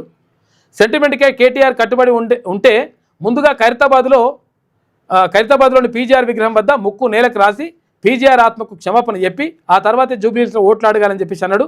ఇక బుధవారం జూబ్లీహిల్స్ నియోజకవర్గంలో సీఎం రేవంత్ రెడ్డి ప్రచారం నిర్వహించిండు. ఇది మోదీని కలిసిన ఉమెన్ క్రికెట్ టీము, ఎందుకంటే ప్రపంచ కప్ కొట్టుకొచ్చింది. 47 సంవత్సరాల తర్వాత 47 సంవత్సరాల తర్వాత వరల్డ్ కప్ వచ్చింది. ఏది మహిళలకు సంబంధించినటువంటి టీంకి. వరల్డ్ కప్ గెలిచిన ఉమెన్ క్రికెట్ టీంను ప్రధానమంత్రి నరేంద్ర మోడీ అభినందించారు. హర్మన్ సేనకు ఆతిథ్యం ఇచ్చిన మోడీ ప్లేయర్లను సత్కరించారు. సుదీర్ఘ పోరాటం, ఓటముల తర్వాత జట్టు పుంజుకున్న తీరుపై హర్షం వ్యక్తం చేశారు ప్రధాని మోడీ. రైలు ఢీకొని 6 మహిళల మృతి అంట. పాపం యాక్సిడెంట్లు జరుగుతూ ఉన్నాయి. యూపీలో పట్టాలు దాటుతున్న యాత్రికులను హౌరా తర్వాత కల్కా నేతాజీ ఎక్స్ప్రెస్ ఢీకొట్టింది. ఈ ప్రమాదంలో 6 మహిళలు చనిపోయారు. వీరంతా కార్తీక పౌర్ణమి నేపథ్యంలో గంగా నదిలో స్నానాలు చేసేందుకు వచ్చినట. పాపం దేవుడన్నా కాపాడాలి కదా. ఎన్కౌంటర్లో 3 మావోయిస్టుల మృతి. బీజాపూర్ జిల్లాలో జరిగిన ఎన్కౌంటర్లో 3 మావోయిస్టులు మరణించారు.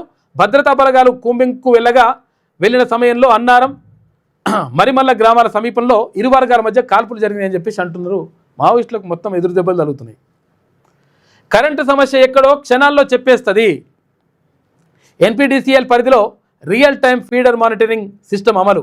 16 సర్కిళ్లలో 133 స్టేషన్లలో సబ్స్టేషన్లో ఏర్పాటు చేస్తున్నారంట. అవి అప్పుడే ఈజీగా చెప్పేస్తట. ఏ ముఖం పెట్టుకొని ఓట్లు అడుగుతారు? జూబ్లీహిల్స్ అభివృద్ధికి బీఆర్ఎస్ కాంగ్రెస్ ఏం చేసినాయని చెప్పేసి కిషన్ రెడ్డి అంటుండు. మరి నువ్వు కూడా ఏం తీసుకొచ్చినావో చెప్పాలి కదా కిషన్ రెడ్డి గారు. రాష్ట్రానికి 8 మంది ఎంపీలను ఇచ్చిండ్రు. బంగారు తెలంగాణ కాదు, కుటుంబాన్ని బంగారం చేసుకున్నారు. ఇక 2 ఏళ్లైనా కాంగ్రెస్ ఒక్క హామీని నెరవేర్చలే. జూబ్లీహిల్స్ అభివృద్ధి బీజేపీతోనే సాధ్యమని చెప్పేసి ఆయన అంటా ఉన్నాడు. ఇయాలనే బీహార్ తొలిదశ పోలింగ్. 121 స్థానాల్లో 1314 మంది అభ్యర్థులు పోటీ పడుతున్నారు. 3.75 కోట్ల మంది ఓటర్లు ఉన్నారు. 3,75,00,000 మంది. తేజస్వి తర్వాత సామ్రాట్ చౌదరి సహా కీలక నేతల నియోజకవర్గాల్లో ఇవాళ ఓటింగ్ జరుగుతూ ఉంది. ఈ నెల 11న 2వ దశ పోలింగ్ ఉంటుంది. 14వ తారీఖు నాడు ఫలితాలు ఉంటాయి. 14వ తారీఖు నాడే మనది జూబ్లీహిల్స్ ఉప ఎన్నిక ఫలితాలు కూడా ఆయననే ఉంటాయి. 11వ తారీఖు నాడే జూబ్లీహిల్స్ ఉప ఎన్నిక ఉంటుంది. 5,000 కోట్ల రూపాయలతో జూబ్లీహిల్స్ను అభివృద్ధి చేసినాం. గత 2 ఏళ్లలో మీరేం చేశారు అని చెప్పేసి కేటీఆర్ అడుగుతున్నాడు. 5,000 కోట్లు పెట్టినా, అది 10,000 కోట్లు పెట్టినా అంటున్నావు కానీ కెమెరాడ డబుల్ బెడ్రూమ్ ఇల్లు తర్వాత ఇక్కడ రేషన్ కార్డులు ఇచ్చినావు ఏమన్నా రాష్ట్రంలో ఎక్కడన్నా 10 ఏళ్లలో అని వాళ్ళు అడుగుతున్నారు. గత 2 ఏళ్లలో మీరేం చేశారని చెప్పేసి కేటీఆర్ అంటున్నాడు.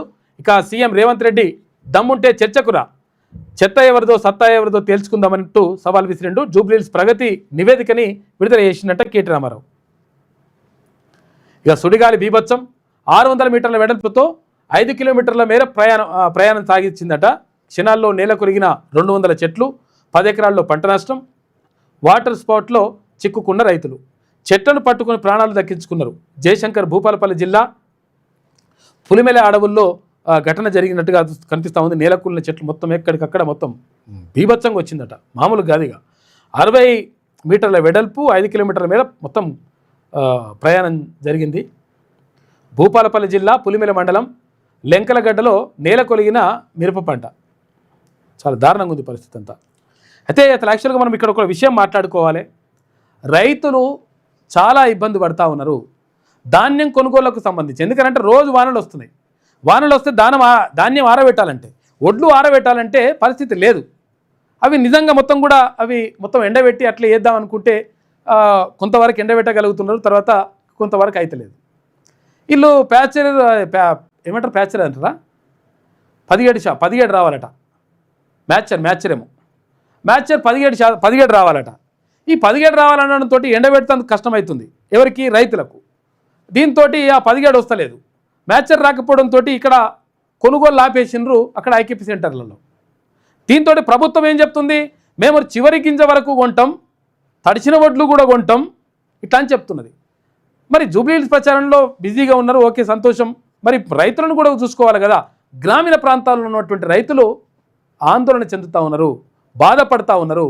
కాబట్టి ఒకసారి మిల్లర్లతో మాట్లాడి మిల్లర్లని తర్వాత రైతులని సమన్వయం చేసి, అరే 20 ఉన్నా సరే మ్యాచర్ ఎంత 20 వచ్చినా సరే కొనండి, ఓ కిలో ఎక్కువనో తక్కువనో మేము తీసుకుంటాం అనేటువంటి మాట ప్రభుత్వము మిల్లర్లకు కానీ హామీ ఇస్తే ఆ మిల్లర్లు కొనుగోలు చేస్తారు, అక్కడ తీసుకొని పోతారు.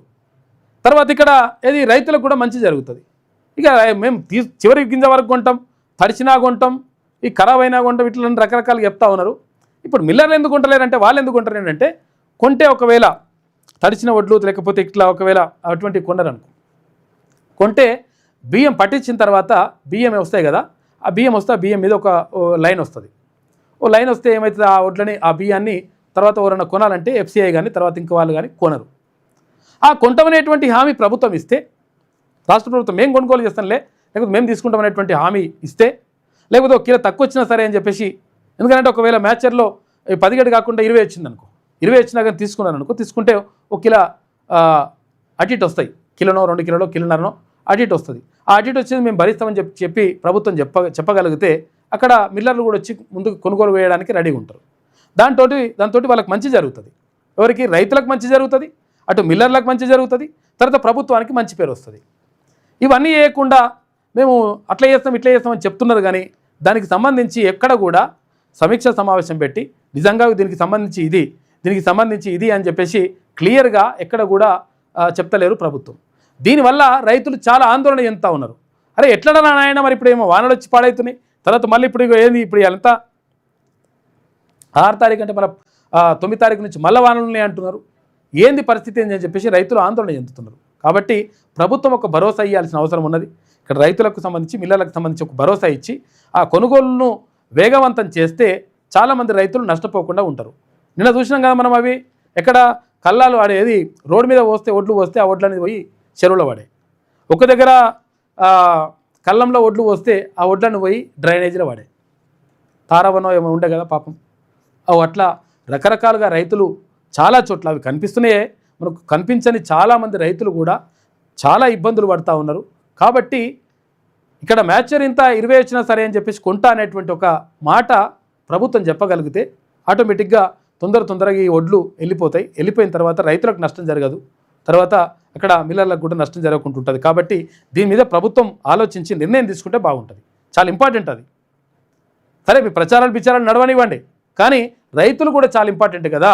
అన్నం పెట్టే రైతన్న ఏడిచినటువంటి ఎద్దేడిచిన వ్యవసము, తర్వాత రైతన్న ఏడిచినటువంటి రాజ్యము మంచిగా ఉండదనేటువంటి నానుడు ఉన్నది. కాబట్టి దీనిపైన ప్రభుత్వం దృష్టి పెట్టాల్సినటువంటి అవసరం 1000% ఉన్నది. ఇక మెడిసిన్స్లో క్వాలిటీస్ ఉందనట. మెడిసిన్స్లో ఏది, మందులు కొంటాం కదా మనము, గోళీలు మందులు తర్వాత ఈ పిరపులు కొంటాం కదా, క్వాలిటీలు ఏముంటలేవంట లెక్క. మనకేమో తెలియదు పాపం. ఇప్పుడు ఏంటంటే ఇప్పుడు రకరకాల మందులు ఇష్టం వచ్చినట్టుగా ఈ డ్రగ్స్ వాళ్ళు తీసుకొచ్చి అమ్మి పాడవుతుంటారు. దాంతో కొంతమంది డాక్టర్లు ఏం చేస్తుంటారు, వాళ్ళ కమిషన్ ఇస్తా అంటే వాళ్ళు రాస్తుంటారు.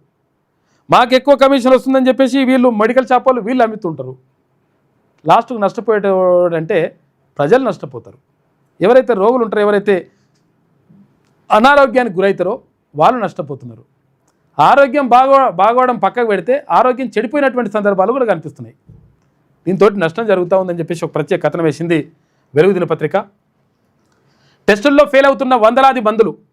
2024లో 130 రకాల నాణ్యత లేని మందులు గుర్తింపు. 2025లో కేవలం 9 నెలల్లోనే 88 మందులు క్వాలిటీ టెస్ట్లో ఫెయిల్ అయినాయట. జ్వరం, దగ్గు, గ్యాసు, యాంటీబయాటిక్ వంటి సాధారణ మెడిసిన్స్లోనే ఎక్కువ నాసిరకం ఉంటున్నాయట. చూసుకోరిగా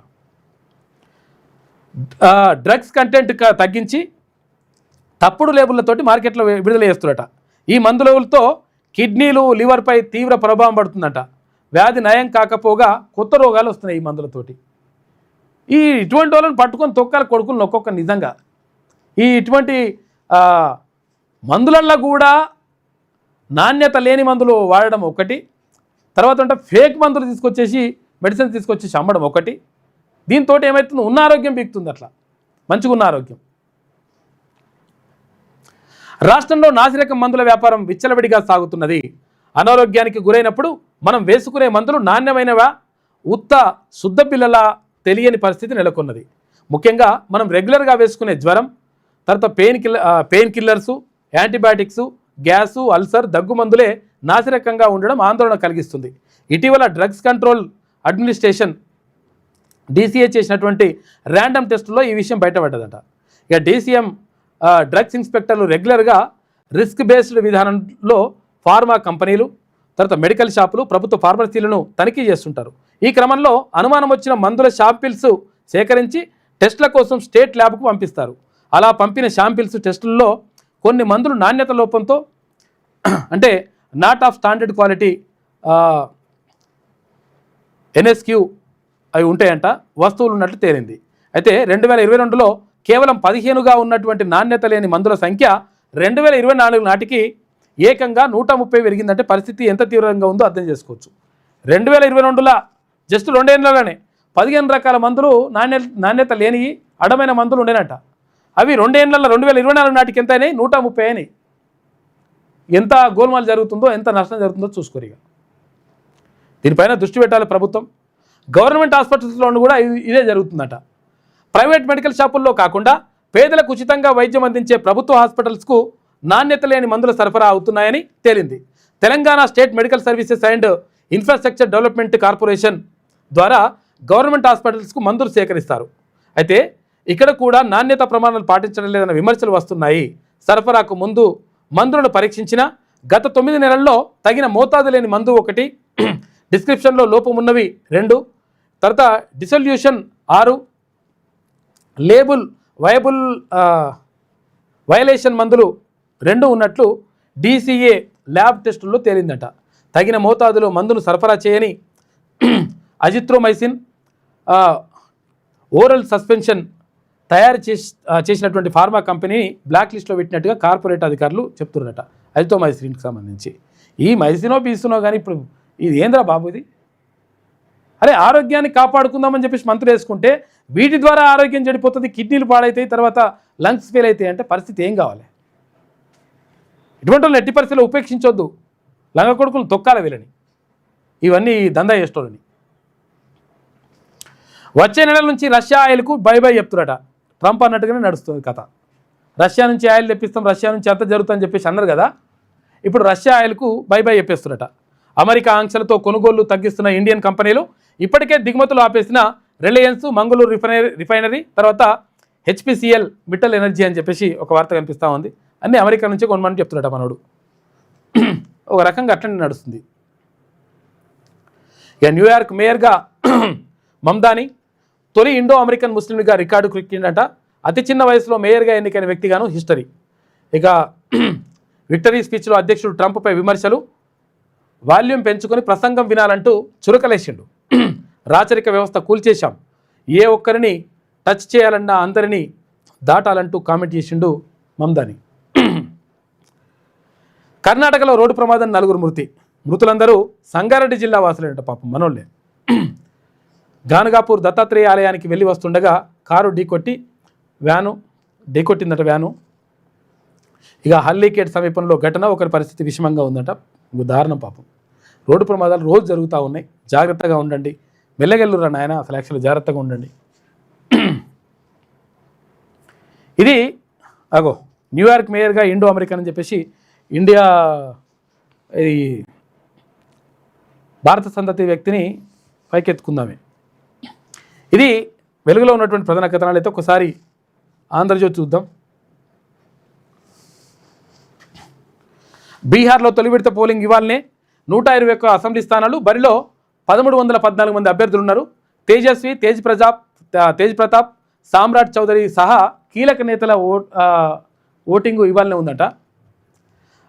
3.75 కోట్ల మంది ఓటర్ల చేతిలో నేతల భవితవ్యం. పోలింగ్ కేంద్రాలు 45,341. కొత్త ఓటర్లు 10,72,000. సర్ తర్వాత తొలి ఎన్నికలు ఇవే ఉన్నాయి. ఇక ఎన్డీఏ వైపే బీహార్ మొగ్గు 3 సర్వేల్లో చెప్తున్నాయంట. మొత్తం మీద ఎన్డీఏకి కొంచెం వరకు అవకాశాలు ఉన్నాయని చెప్పేసి అంటా ఉన్నారు పోలింగ్ విధులకు వెళ్తున్న సిబ్బంది.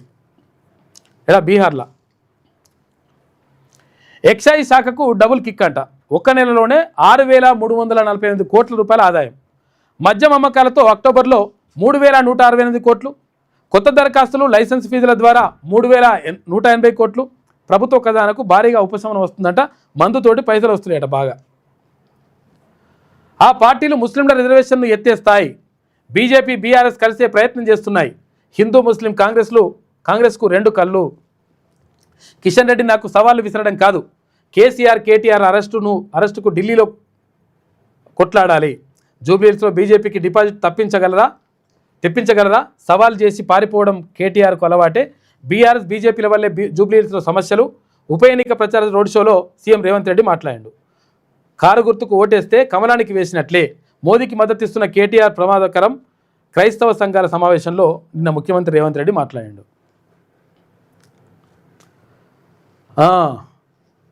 పక్కా లెక్కలతో బెట్టింగ్ అంట. జూబ్లీహిల్స్లో గెలుపై ప్రత్యేక సర్వేలు. స్థానిక బంధువులకు ఏపీ వారసుల ఫోన్లంట. 500 కోట్ల రూపాయల మేర బెట్టింగ్ జరిగినట్లుగా అంచనాలు వేస్తున్నారు. ఫలితాల నాటికి 1200 కోట్ల రూపాయలు పెరిగే ఛాన్స్ ఉందంట. బెట్టింగ్లు పెడుతున్నారట. ఎవరు గెలుస్తారో ఏం కథ దానిపైన జూబ్లీహిల్స్లో. చెత్త ఎవరిదో సత్తా ఎవరిదో తేలిపోవాలి. హైదరాబాద్ అభివృద్ధిపై చర్చకు సిద్ధమా? ముఖ్యమంత్రి రేవంత్ రెడ్డికి కేటీఆర్ సవాల్ విసిరిండు. దమ్ముంటే తనని అరెస్ట్ చేయాలని చెప్పేసి అంటున్నట. ఇక కాంగ్రెస్కు హిందువులు ఇజ్జత్ కాదా? ముస్లింలను రేవంత్ భుజాల మీద వేసుకొని తిరుగుతున్నారని చెప్పేసి కిషన్ రెడ్డి అంటా ఉన్నారు.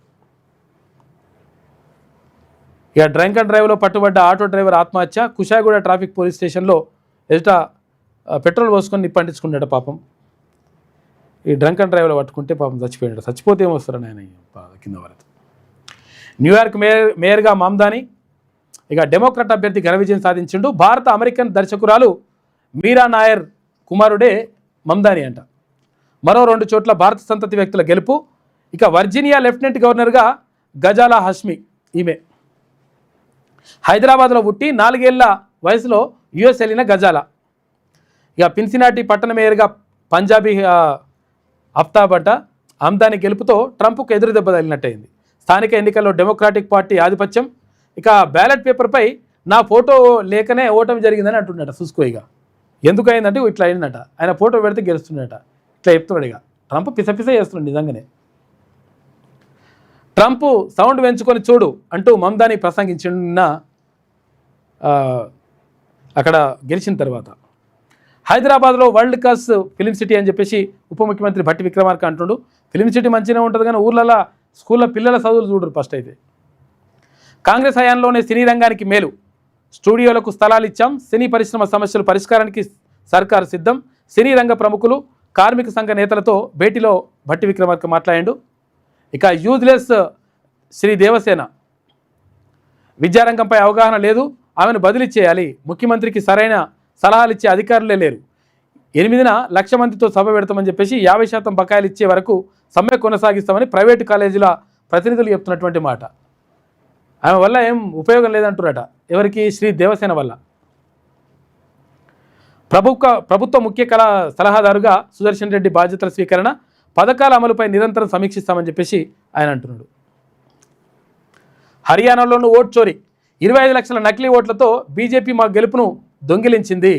ఆపరేషన్ సర్కార్ చోరీ తొల్లో మోడీ, అమిత్ షాతో సిఈసి 2 ఎన్నికల కమిషనర్లు కుంభక్కయ్యారని చెప్పేసి ఆయన ఆరోపిస్తున్నాడు రాహుల్ గాంధీ. ఓటర్ జాబితాలో బ్రెజిల్ మోడల్ ఫోటోలతోటి 22 ఓట్లు ఉన్నాయట. ఆమె ఫోటోతోటి ఒక నియోజకవర్గంలో ఒక స్త్రీ ఫోటోతోటి 100 ఓట్లు ఉన్నాయట. ఒకటే ఆమెనే ఫోటోవా 100 ఓట్లు ఉన్నాయి ఒకటే నియోజకవర్గంలో. ఇక హెచ్ ఫైల్స్ పేరిట హైడ్రోజన్ బాంబు వేల్చిన రాహుల్వి తప్పుడు ఆరోపణలు అని చెప్పేసి కొట్టిపారేసింది బీజేపీ నేతల్లారా సిద్ధంగా ఉండండి. ఆటం బాంబు తర్వాత హైడ్రోజన్ బాంబు రాబోతుంది. మీ ఓట్ల చోరీ బండారాన్ని దేశ ప్రజల ముందు బయట పెడతాం అని కాంగ్రెస్ నేత రాహుల్ గాంధీ ఈ ఏడాది సెప్టెంబర్ 1న బీహార్లో ఓటర్ అధికార ర్యాలీలో ప్రకటించిన సంగతి గుర్తుందా? ప్రజలంతా ఆసక్తిగా చూస్తుందని చెప్పేసి నిన్న ఆ బాంబు వేల్చిండు. మొత్తం వివరాలన్నీ కూడా మొత్తం బట్టబయలు చేసేసిండు. దైవ దర్శనానికి వెళ్ళి వస్తూ రోడ్డు ప్రమాదంలో 4 నారాయణఖేడ్ వాసులు దుర్మరణం. కర్ణాటకలోని బీదర్ జిల్లాలో ఘటన. బాధితుల కారును ఢీకొట్టిన బొలెరో వాహనం అంట. పాపం దారుణం అసలు. ఇది ఆంధ్రజ్యోతిలో ఉన్నటువంటి ప్రధాన కథనాలు. అయితే ఒకసారి శనార్థి తెలంగాణ చూద్దాం. విచారణలో జాప్యం ఎందుకు? నత్తనడకన తెలంగాణ కేసులు. కేంద్ర దర్యాప్తు సంస్థల్లో కానరాని స్పీడప్. కేసుల అప్పగింత నమోదు వరకే ఓకే, కానీ ఆ తర్వాత విచారణలో కనిపించని సిబిఐ, ఎన్ఫోర్స్మెంట్ డైరెక్టరేట్ల దూకుడు. అటకెక్కిన కాళేశ్వరం, గొర్ల స్కామ్ ఎంక్వైరీ, కవిత పిఎంఎల్ఏ కేసుల విచారణ. ఈ కేసుల్లోనూ కనిపించని పురోగతి. కవిత కేసులో ఇప్పటికీ మొబైల్ ఫోన్ల విశ్లేషణను బయటపెట్టని ఈడీ. ఉత్సవ విగ్రహాలు కేంద్ర దర్యాప్తు సంస్థలు అని చెప్పేసి ఒక ప్రత్యేక కథనం కనిపిస్తూ ఉంది శనివారం తెలంగాణ దినపత్రికలో. స్టేషన్కు సెంట్రల్ ఏజెన్సీలకు పెద్దగా తేడా లేనట్లే కనిపిస్తోంది. ఇప్పుడు పరిస్థితుల్లో పోలీస్ స్టేషన్లో నమోదైన కేసుల్లోనైనా ఛార్జ్షీట్ వెంటనే పడడంతో పాటు ఫోరెన్సిక్ నివేదికలు కాస్త వెనక ముందో న్యాయస్థానంలో సబ్మిట్ చేసే అవకాశాలు ఉన్నాయి. కానీ కేంద్ర దర్యాప్తు సంస్థలైన సిబిఐ, ఈడీలు విచారణకు స్వీకరిస్తున్న కేసుల్లో ఏళ్లుగా ఎలాంటి పురోగతి ఉండకపోవడం గమనార్హం. తెలంగాణ స్టేట్ నుంచి సిబిఐ, ఈడీ వద్దకు వెళ్లిన కేసుల విచారణ మందకొడిగా సాగుతుండడం విస్మయం కలిగిస్తోంది. దేశంలోనే అత్యుత్తమమైనటువంటి దర్యాప్తు సంస్థ సిబిఐ దగ్గర ఒక కేసు వెళ్ళిందంటే విచారణ అత్యంత ఖచ్చితత్వంతో అత్యంత వేగంగా దర్యాప్తు పూర్తయి నిందితులకు శిక్ష పడుతుందని అభిప్రాయం ఉండేది. కాకపోతే ఇప్పుడు మెల్లగా నడుస్తున్నట్టు లెక్క. ఇది కాళేశ్వరం కేసు ఉంటే 3 నెలలే, ఏం లేదు, అతి లేదు, గతి లేదు. ఇక బీఆర్ఎస్ బీజేపీ దొందే. ఈ రెండు పార్టీలు ఒకే తాను ముక్కలు. ఉమ్మడిగా కాంగ్రెస్ను ఓడించాలని చూస్తున్నాయి. కాళేశ్వరం కేసును సిబిఐకి అప్పగిస్తే కేసీఆర్, కేటీఆర్, హరీష్లను బీజేపీ నేతలు అరెస్ట్ చేయిస్తామన్నారు. కేసు సిబిఐకి ఇచ్చి 3 నెలలు అవుతోంది. అయినా ఇప్పటి వరకు ఎలాంటి చర్యలు తీసుకోలే. అందుకే బీఆర్ఎస్ బీజేపీ ఒకటేనని చెబుతున్నాం. కిషన్ రెడ్డి కింగ్ మేకర్ కాదు కదా, ఆయన బొంగు కూడా కాలేడు. రాష్ట్ర ముఖ్యమంత్రి రేవంత్ రెడ్డి షేక్పేటలో నవీన్కు మద్దతుగా నిన్న ప్రచారం నిర్వహించిండు. బస్తీమే సవాల్, హైదరాబాద్ అభివృద్ధిపై చర్చకు రావాలి. సీఎం రేవంత్ రెడ్డికి కేటీఆర్ ఛాలెంజ్ విసిరిండట. 10th విద్యార్థులకు బండి సంజయ్ నజరానా ప్రకటించిండు. మోదీ గిఫ్ట్గా ఎగ్జామ్ ఫీజు చెల్లింపు. 12,292 మంది విద్యార్థులకు ఊరట. ఫీజును తన వేతనం నుంచి చెల్లించాలని చెప్పేసి జిల్లా కలెక్టర్లకు బండి సంజయ్ లేఖ రాసిండట. ఈవీ దుమారం, 30% పెరిగిన అమ్మకాలు. లిథియం బ్యాటరీస్కు భలే గిరాకీ వస్తుందట. బాగానే అమ్ముడిపోతున్న గ్రాఫెన్ బ్యాటరీ వాహనాలు. పుట్టగొడుగుల్లా పుట్టుకొస్తున్న ఎలక్ట్రిక్ వెహికల్స్ షోరూమ్స్. 6,000 డౌన్ పేమెంట్స్తోనే ఈఎంఐ పద్ధతిలో ఈవీ 2 వీలర్స్ ఇస్తురట. పెట్రోల్ ఖర్చులు లేకపోవడంతో ఈవీ స్కూటీలు కొనుగోలుపై అన్ని వర్గాలు ఆసక్తి చూపుతున్నాయి. రాష్ట్రంలో ఈవీలు అంటే ఎలక్ట్రానిక్ వెహికల్స్ ఉంటాయి కదా, కరెంటుతో నడిచేటి. రాష్ట్రంలో ఇప్పుడు ఈవీ దుమారం కొనసాగుతోంది. పేద మధ్యతరగతి ప్రజలు ప్రస్తుతం ఎలక్ట్రానిక్ వాహనాలు వెంట పరుగులు తీస్తున్నారు. పేద ప్రజలైతే ఈవీ స్కూటీలు కొనుగోలుపై ప్రత్యేక ఆసక్తి కనబరుస్తున్నారు. ప్రజల నుంచి వస్తున్న డిమాండ్ నేపథ్యంలో చిన్న పట్టణాల్లో సైతం ఎలక్ట్రానిక్ వాహనాలకు సంబంధించిన షోలు భారీగా వెలుగు చూస్తున్నాయంట షోరూంలు. తెలంగాణలో 12 నుంచి 15 వేల పాపులేషన్ ఉన్న చిన్న పట్టణాల్లో కూడా 4 నుంచి 6 ఈవీ షోరూంలు అందుబాటులో వస్తున్నాయట. బాగా పెరిగిపోతున్నాయి. యూపీలో తీవ్ర విషాదం, రైలు ఢీకొని 6 మృతి. రైలు పట్టాలు దాటుతుండగా ప్రమాదం. మిర్జాపూర్ చునాక్ జంక్షన్లో ఘటన. సీఎం యోగి ఆదిత్యనాథ్ దిగ్భ్రాంతి వ్యక్తం చేసిండు. పాపం దారుణం. కర్ణాటకలో దారుణం. బీజాపూర్ జిల్లాలో ఘోర రోడ్డు ప్రమాదం జరిగింది. ఢీకొన్న కారు టీటీటీసీ వాహనం అంట. 3 తెలంగాణ వాసుల మృతి, మరో 2 తీవ్ర గాయాలు. గానుగాపూర్ అమ్మవారి దర్శనానికి వెళ్ళొస్తుండగా ఇది జరిగిందంట ప్రమాదం. ప్రతి 8 ఓట్లకు ఓ దొంగ ఓటు ఉందట. 25 లక్షల ఓట్ల చోరీ జరిగింది. 5 రకాలుగా ఓట్లు చోరీ చేశారు. బ్రెజిల్ మోడల్కు 22 ఓట్లు ఉన్నాయట. ప్రతి సెగ్మెంట్లో ఒకే ఫోటోతో 100 ఓట్లు ఫేక్ ఓట్లు ఉన్నాయి. ఒక ఆమె ఫోటోతోటి. హర్యానా ఓటర్ లిస్టు మొత్తం తప్పుడు తడకే అని చెప్పేసి రాహుల్ గాంధీ సంచలన కామెంట్ చేసిండు నిన్న.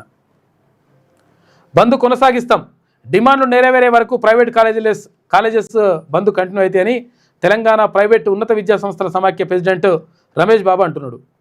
ఫీజు బకాయిలో 50% తక్షణమే చెల్లించాలి. మార్చి నాటికి ఫీజు రియంబర్స్మెంట్ బకాయిలు మొత్తం చెల్లించాలని డిమాండ్.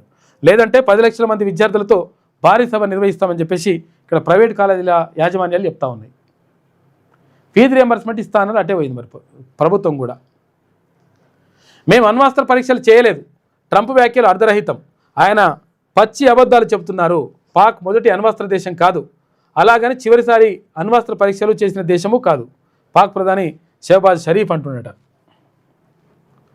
విచారణలో జాప్యం ఎందుకు అని చెప్పేసి ఒక వార్త కనిపిస్తూ ఉంది.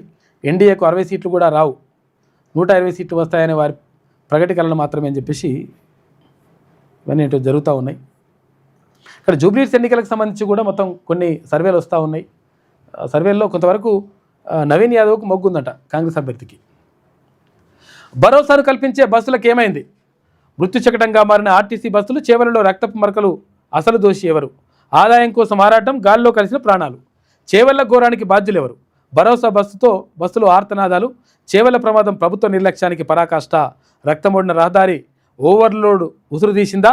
టిప్పర్ రూపంలో దూసుకొచ్చిన మృత్యువు. ఇదేనా సురక్షిత ప్రయాణం? చేవెళ్ల గట్లలో ప్రయాణాల్లో పెరిగిన భయం, ప్రయాణికుల్లో పెరిగిన భయం. ఎక్స్గేసియాతో ప్రాణాలు తిరిగి వస్తాయా అని చెప్పేసి ఆర్టీసీకి ఓవర్లోడ్ వర్తించదా అని చెప్పేసి నిన్నో ప్రమాదం జరిగింది. మళ్ళా ఒక ప్రత్యేక వ్యాసం కనిపిస్తూ ఉంది. ఇక నేటి మాట చూసుకుంటే స్థానిక సంస్థల ఎన్నికలు నిర్వహించే సోయి ఈ ప్రభుత్వానికి లేదు. కోర్టు తీర్పును గౌరవిస్తున్నట్టు నటిస్తూ బీసీల రిజర్వేషన్ అంశాన్ని నానబెడుతూ కామారెడ్డి డిక్లరేషన్ పేరుతో బీసీ ప్రజలను నిండా ముంచారు. అధికారం అందుకోవడం కోసం అబద్ధాల మాటలను పెట్టుబడిగా పెట్టారు. నగర గ్రామ పంచాయతీల పరిస్థితులు అధ్వానంగా ఉన్నాయి. మున్సిపల్ కార్పొరేషన్లు కంపుకొడుతున్నాయి. స్పెషల్ ఆఫీసర్ల పాలన జేబులు నింపుకోవడానికి సరిపోతుంది. కొత్త ఇండ్ల పర్మిషన్లకు వాళ్ళు అడిగినంత ఇవ్వాల్సిందే. ఇష్టానుసారంగా డబ్బులు వసూలు చేస్తూ గ్రామ పంచాయతీలకు చెల్లించాల్సిన నిధులు నేరుగా అధికారుల జేబుల్లోకి వెళ్తున్నాయి. పచ్చదనం, పరిశుభ్రత అధికారులు ఇండ్లల్లో, నాయకుల బంగ్లాల్లో కనిపిస్తుంది. హరితహారం జనాలు నడిచే రోడ్ల వెంబడి పేద ప్రజల ఇండ్ల ముందర సర్కారు పాఠశాల ఆవరణలో అడవులను తలపించే పిచ్చి చెట్లు దర్శనమిస్తున్నాయని చెప్పేసి పెద్దపల్లి రాజన్న రేటిమాట రాసిండు. జోరుగా ముడుముక్కలాట అని చెప్పేసి ఇవన్నీ నడుస్తున్నాయట, పేకాట. ఇక మందు బాబులకు అడ్డాగా ప్రభుత్వ పాఠశాలలు జరుగుతున్నాయంట. ఇక్కడ సూర్యాపేట జిల్లా ఆత్మకూరు మండలంలోని ప్రభుత్వ పాఠశాలలు మద్యం బాబులకు, మందు బాబులకు అడ్డాగా మారుతున్నాయట. పెట్రోల్ బంకుల్లో మౌలిక సౌకర్యాలు నీళ్ళ అని చెప్పేసి ఒక వార్త. ఇది శనార్థి తెలంగాణలో ఉన్నటువంటి ప్రధాన కథనాలు. అయితే ఒకసారి నమస్తే తెలంగాణ చూద్దాం. వర్జీనియా లెఫ్టినెంట్ గవర్నర్గా మన హైదరాబాదీ గజాలా హాష్మి రికార్డు గెలుపు. న్యూయార్క్, సిన్సినాటి మేయర్లుగా మమ్దాని, పురేవాల్ ముగ్గురివి భారతీయ మూలాలే ఉన్నాయంట. 5 రూట్లలో ఓట్ల గోల్మాల్ జరిగిందని చెప్పేసి నేను రాహుల్ గాంధీ ఆరోపించిండు. పోలీసుల వేధింపులకు ఆటో డ్రైవర్ బలి. డ్రంక్ అండ్ డ్రైవ్ కేసు పెట్టి కిరాయి ఆటో సీజ్ చేసిరట. వాహనం ఇవ్వాలంటూ వేడుకున్న బాధితుడు ఇచ్చేది లేదని తిట్టి పంపిన ట్రాఫిక్ పోలీసులు. యజమానికి ఏం చెప్పాలో తెలియక ఆందోళన. టానా ముందే పెట్రోల్ పోసుకొని మీన్ రెడ్డి చనిపోయాడట. గాంధీ దవాఖానలో చికిత్స పొందుతూ మృతి. పోలీసుల ఆదేశంతో హడావిడి పోస్టుమార్టం. అంత్యక్రియలకు పూర్తికి కుటుంబంపై ఒత్తిడి తెచ్చిరట. చూసుకో పాపం చనిపోయాడు. గింత వేధింపులు అవసరం ఆరని ఆయన మొత్తం కోట్లు, వేల కోట్లు, 100 కోట్లు ఎగొడితే ఏం సపోర్ట్ లేదు. కానీ బీజేపీ ఎంపీ ఇంటి ముట్టడి అని చెప్పేసి ఒక వార్త కనిపిస్తూ ఉంది. పత్తి రైతుల పక్షాన కథం తొక్కిన బీఆర్ఎస్ సీసీఐ తీరును నిరసిస్తూ ఆందోళన. జోగు రామన్న ఆధ్వర్యంలో వందలాది కార్యకర్తల నిరసన. కేంద్ర రాష్ట్ర ప్రభుత్వాలకు వ్యతిరేకంగా నినాదాలు హోరు అంట. ఏందో మరి ఇదంత కథ. బీహార్ ఎన్నికల దాకా ఆగండి. పత్తి వ్యాపారులను గడువు కోరిన రాష్ట్ర ప్రభుత్వం. అంగీకరించిన కాటన్ అసోసియేషన్ ప్రతినిధులు. బంద్ తాత్కాలికంగా వాయిదా వేసిరట. ఇవాళ నుంచి యథావిధిగా సీసీఐ పత్తి కొనుగోలు. చెత్త ఎవరిది, సత్తా ఎవరిది తేల్చుకుందాం రా అని చెప్పేసి ఇక్కడ కేటీ రామారావు సవాల్ విసురుతున్నాడు. నాతోని అయితలేదే కిషన్ అన్న. జూబ్లీస్ ప్రచారంలో చేతులెత్తేసిన సీఎం రేవంత్ అని చెప్పేసి వీటి రాసుకొస్తుంది. ఈమె ఈ రాసుకొచ్చి నేను నమ్మొద్దు మనం. కాంగ్రెస్ సీఎం కమలంతో స్నేహం అని చెప్పేసి ఇట్లా పట్టపగలే కత్తిపోట్లు. ఆటో డ్రైవర్ను కత్తితో ఓడిచిన రౌడీ షీటర్. హైదరాబాద్లోని జగదీర్గుట్టలో ఘటన. నడి రోడ్డుపై 10 నిమిషాలు వెంటాడి దాడి. ఇక బాధితుడు రోషన్ సింగ్ దవాఖానలో చనిపోయినాడు పాపం. శాంతి భద్రతలపై నగరవాసుల ఆందోళన అని చెప్పేసి నిజంగా ఇది అసలు యాక్చువల్గా వీడియో కూడా ఉన్నది, చూపించొద్దు మనం. అసలు యాక్చువల్గా వాడు ఇష్టం వచ్చినట్టుగా పొడుస్తూ ఉన్నాడు. ఇటువంటి కొడుకులను అసలు ఎట్టి పరిస్థితిలో ఉంచొద్దు వాళ్ళని. జూబ్లీహిల్స్ పబ్లిక్ పల్స్ గులాబీదే గెలుపు. సర్వేలు అన్నింటిది బీఆర్ఎస్ఏ విజయం అని చెప్పి ఇవన్నీ ఉట్టిదే. ఇది అంతా అసలు సర్వేలు వేరే ఉన్నాయి. సర్వేలు అంటే ఒకటి గుర్తుకొచ్చింది, చూపిస్తావు. ఎందుకంటే ఇట్లా ఈమె వేసుకొస్తుందన్నమాట.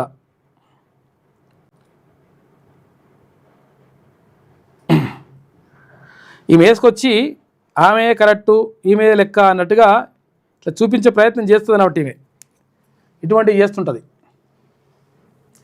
కాంగ్రెస్ సీఎం కమలంతో స్నేహం అని చెప్పేసి ఇట్లా రాసుకొస్తుంది. ఈమె వేసుకొస్తుంది, ఏమైనా చేస్తుంది ఆమె. ఆమెకు అట్లుంటుంది లెక్క. ఆమె లెక్కనే వేరుంటుంది. ఒకసారి మనం చూద్దాం. ఒక సంస్థ ఏదో పోల్ పెట్టినట్టుంది వాట్సాప్.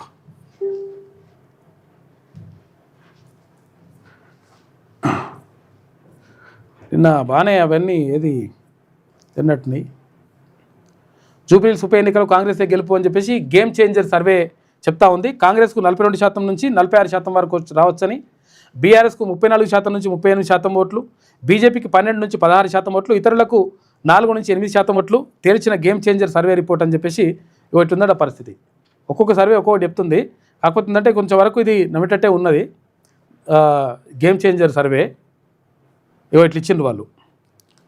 ఇది బీజేపీకి 12 నుంచి 16% అంట, కాంగ్రెస్ పార్టీకి 42 నుంచి 46%, బీఆర్ఎస్కి 34 నుంచి 38%, ఇక అదర్స్కి 4 నుంచి 8% రావచ్చు అని చెప్పేసి అంచనా వేసింది గేమ్ చేంజర్ సర్వే.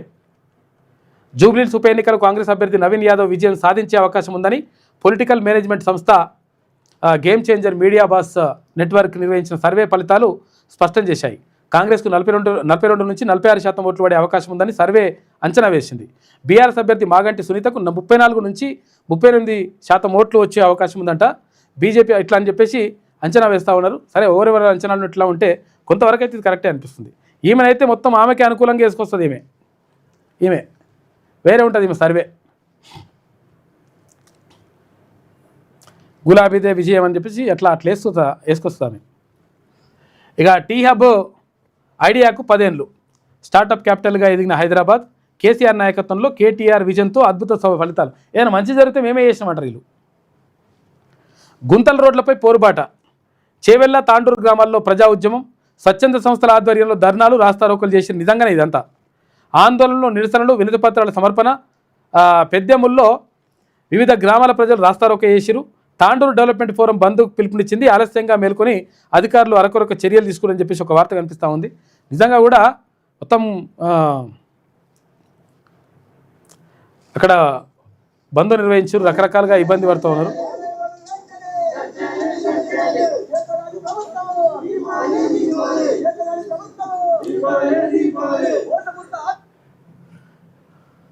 ఇట్లా రకరకాలుగా ఇక్కడ నిరసనలు అయితే కొనసాగుతున్నాయి. పరిస్థితి దారుణంగా ఉంది.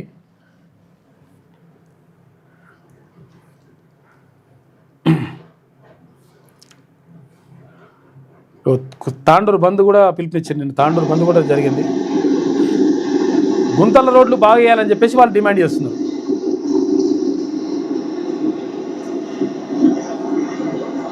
తాండూరు మొత్తం కూడా బంద్ నిర్వహించారు. ఆ రోడ్లు బాగా వేయాలి. మరి ఏం చేస్తారు? ఇంక ఎన్ని ప్రభుత్వాలు మారాలి? ఎంతకాలం కావాలి? ఇంకా బదిలీలు, పరాచికాలు. సీఎం నియామకాలను వ్యతిరేకిస్తున్న మంత్రులు, వారికి తెలియకుండానే అధికారుల పోస్టింగ్లట. తమ శాఖల నియామకాలపై మంత్రులు కుతకుత అని చెప్పేసి ఇట్లా వేసుకొచ్చింది. 5,000 కోట్లు ఇచ్చేదాకా కాలేజీలు బంద్ అని చెప్పేసి ప్రైవేట్ కాలేజీల యాజమాన్యాలు అంటా ఉన్నాయి. ప్రభుత్వం కూడా విడుదల చేయాలి మరి పైసలు. ఎట్లా ఇప్పుడు చెప్తే మళ్ళీ సపరేట్ కూకుంటే ఎట్లయితే లెక్క?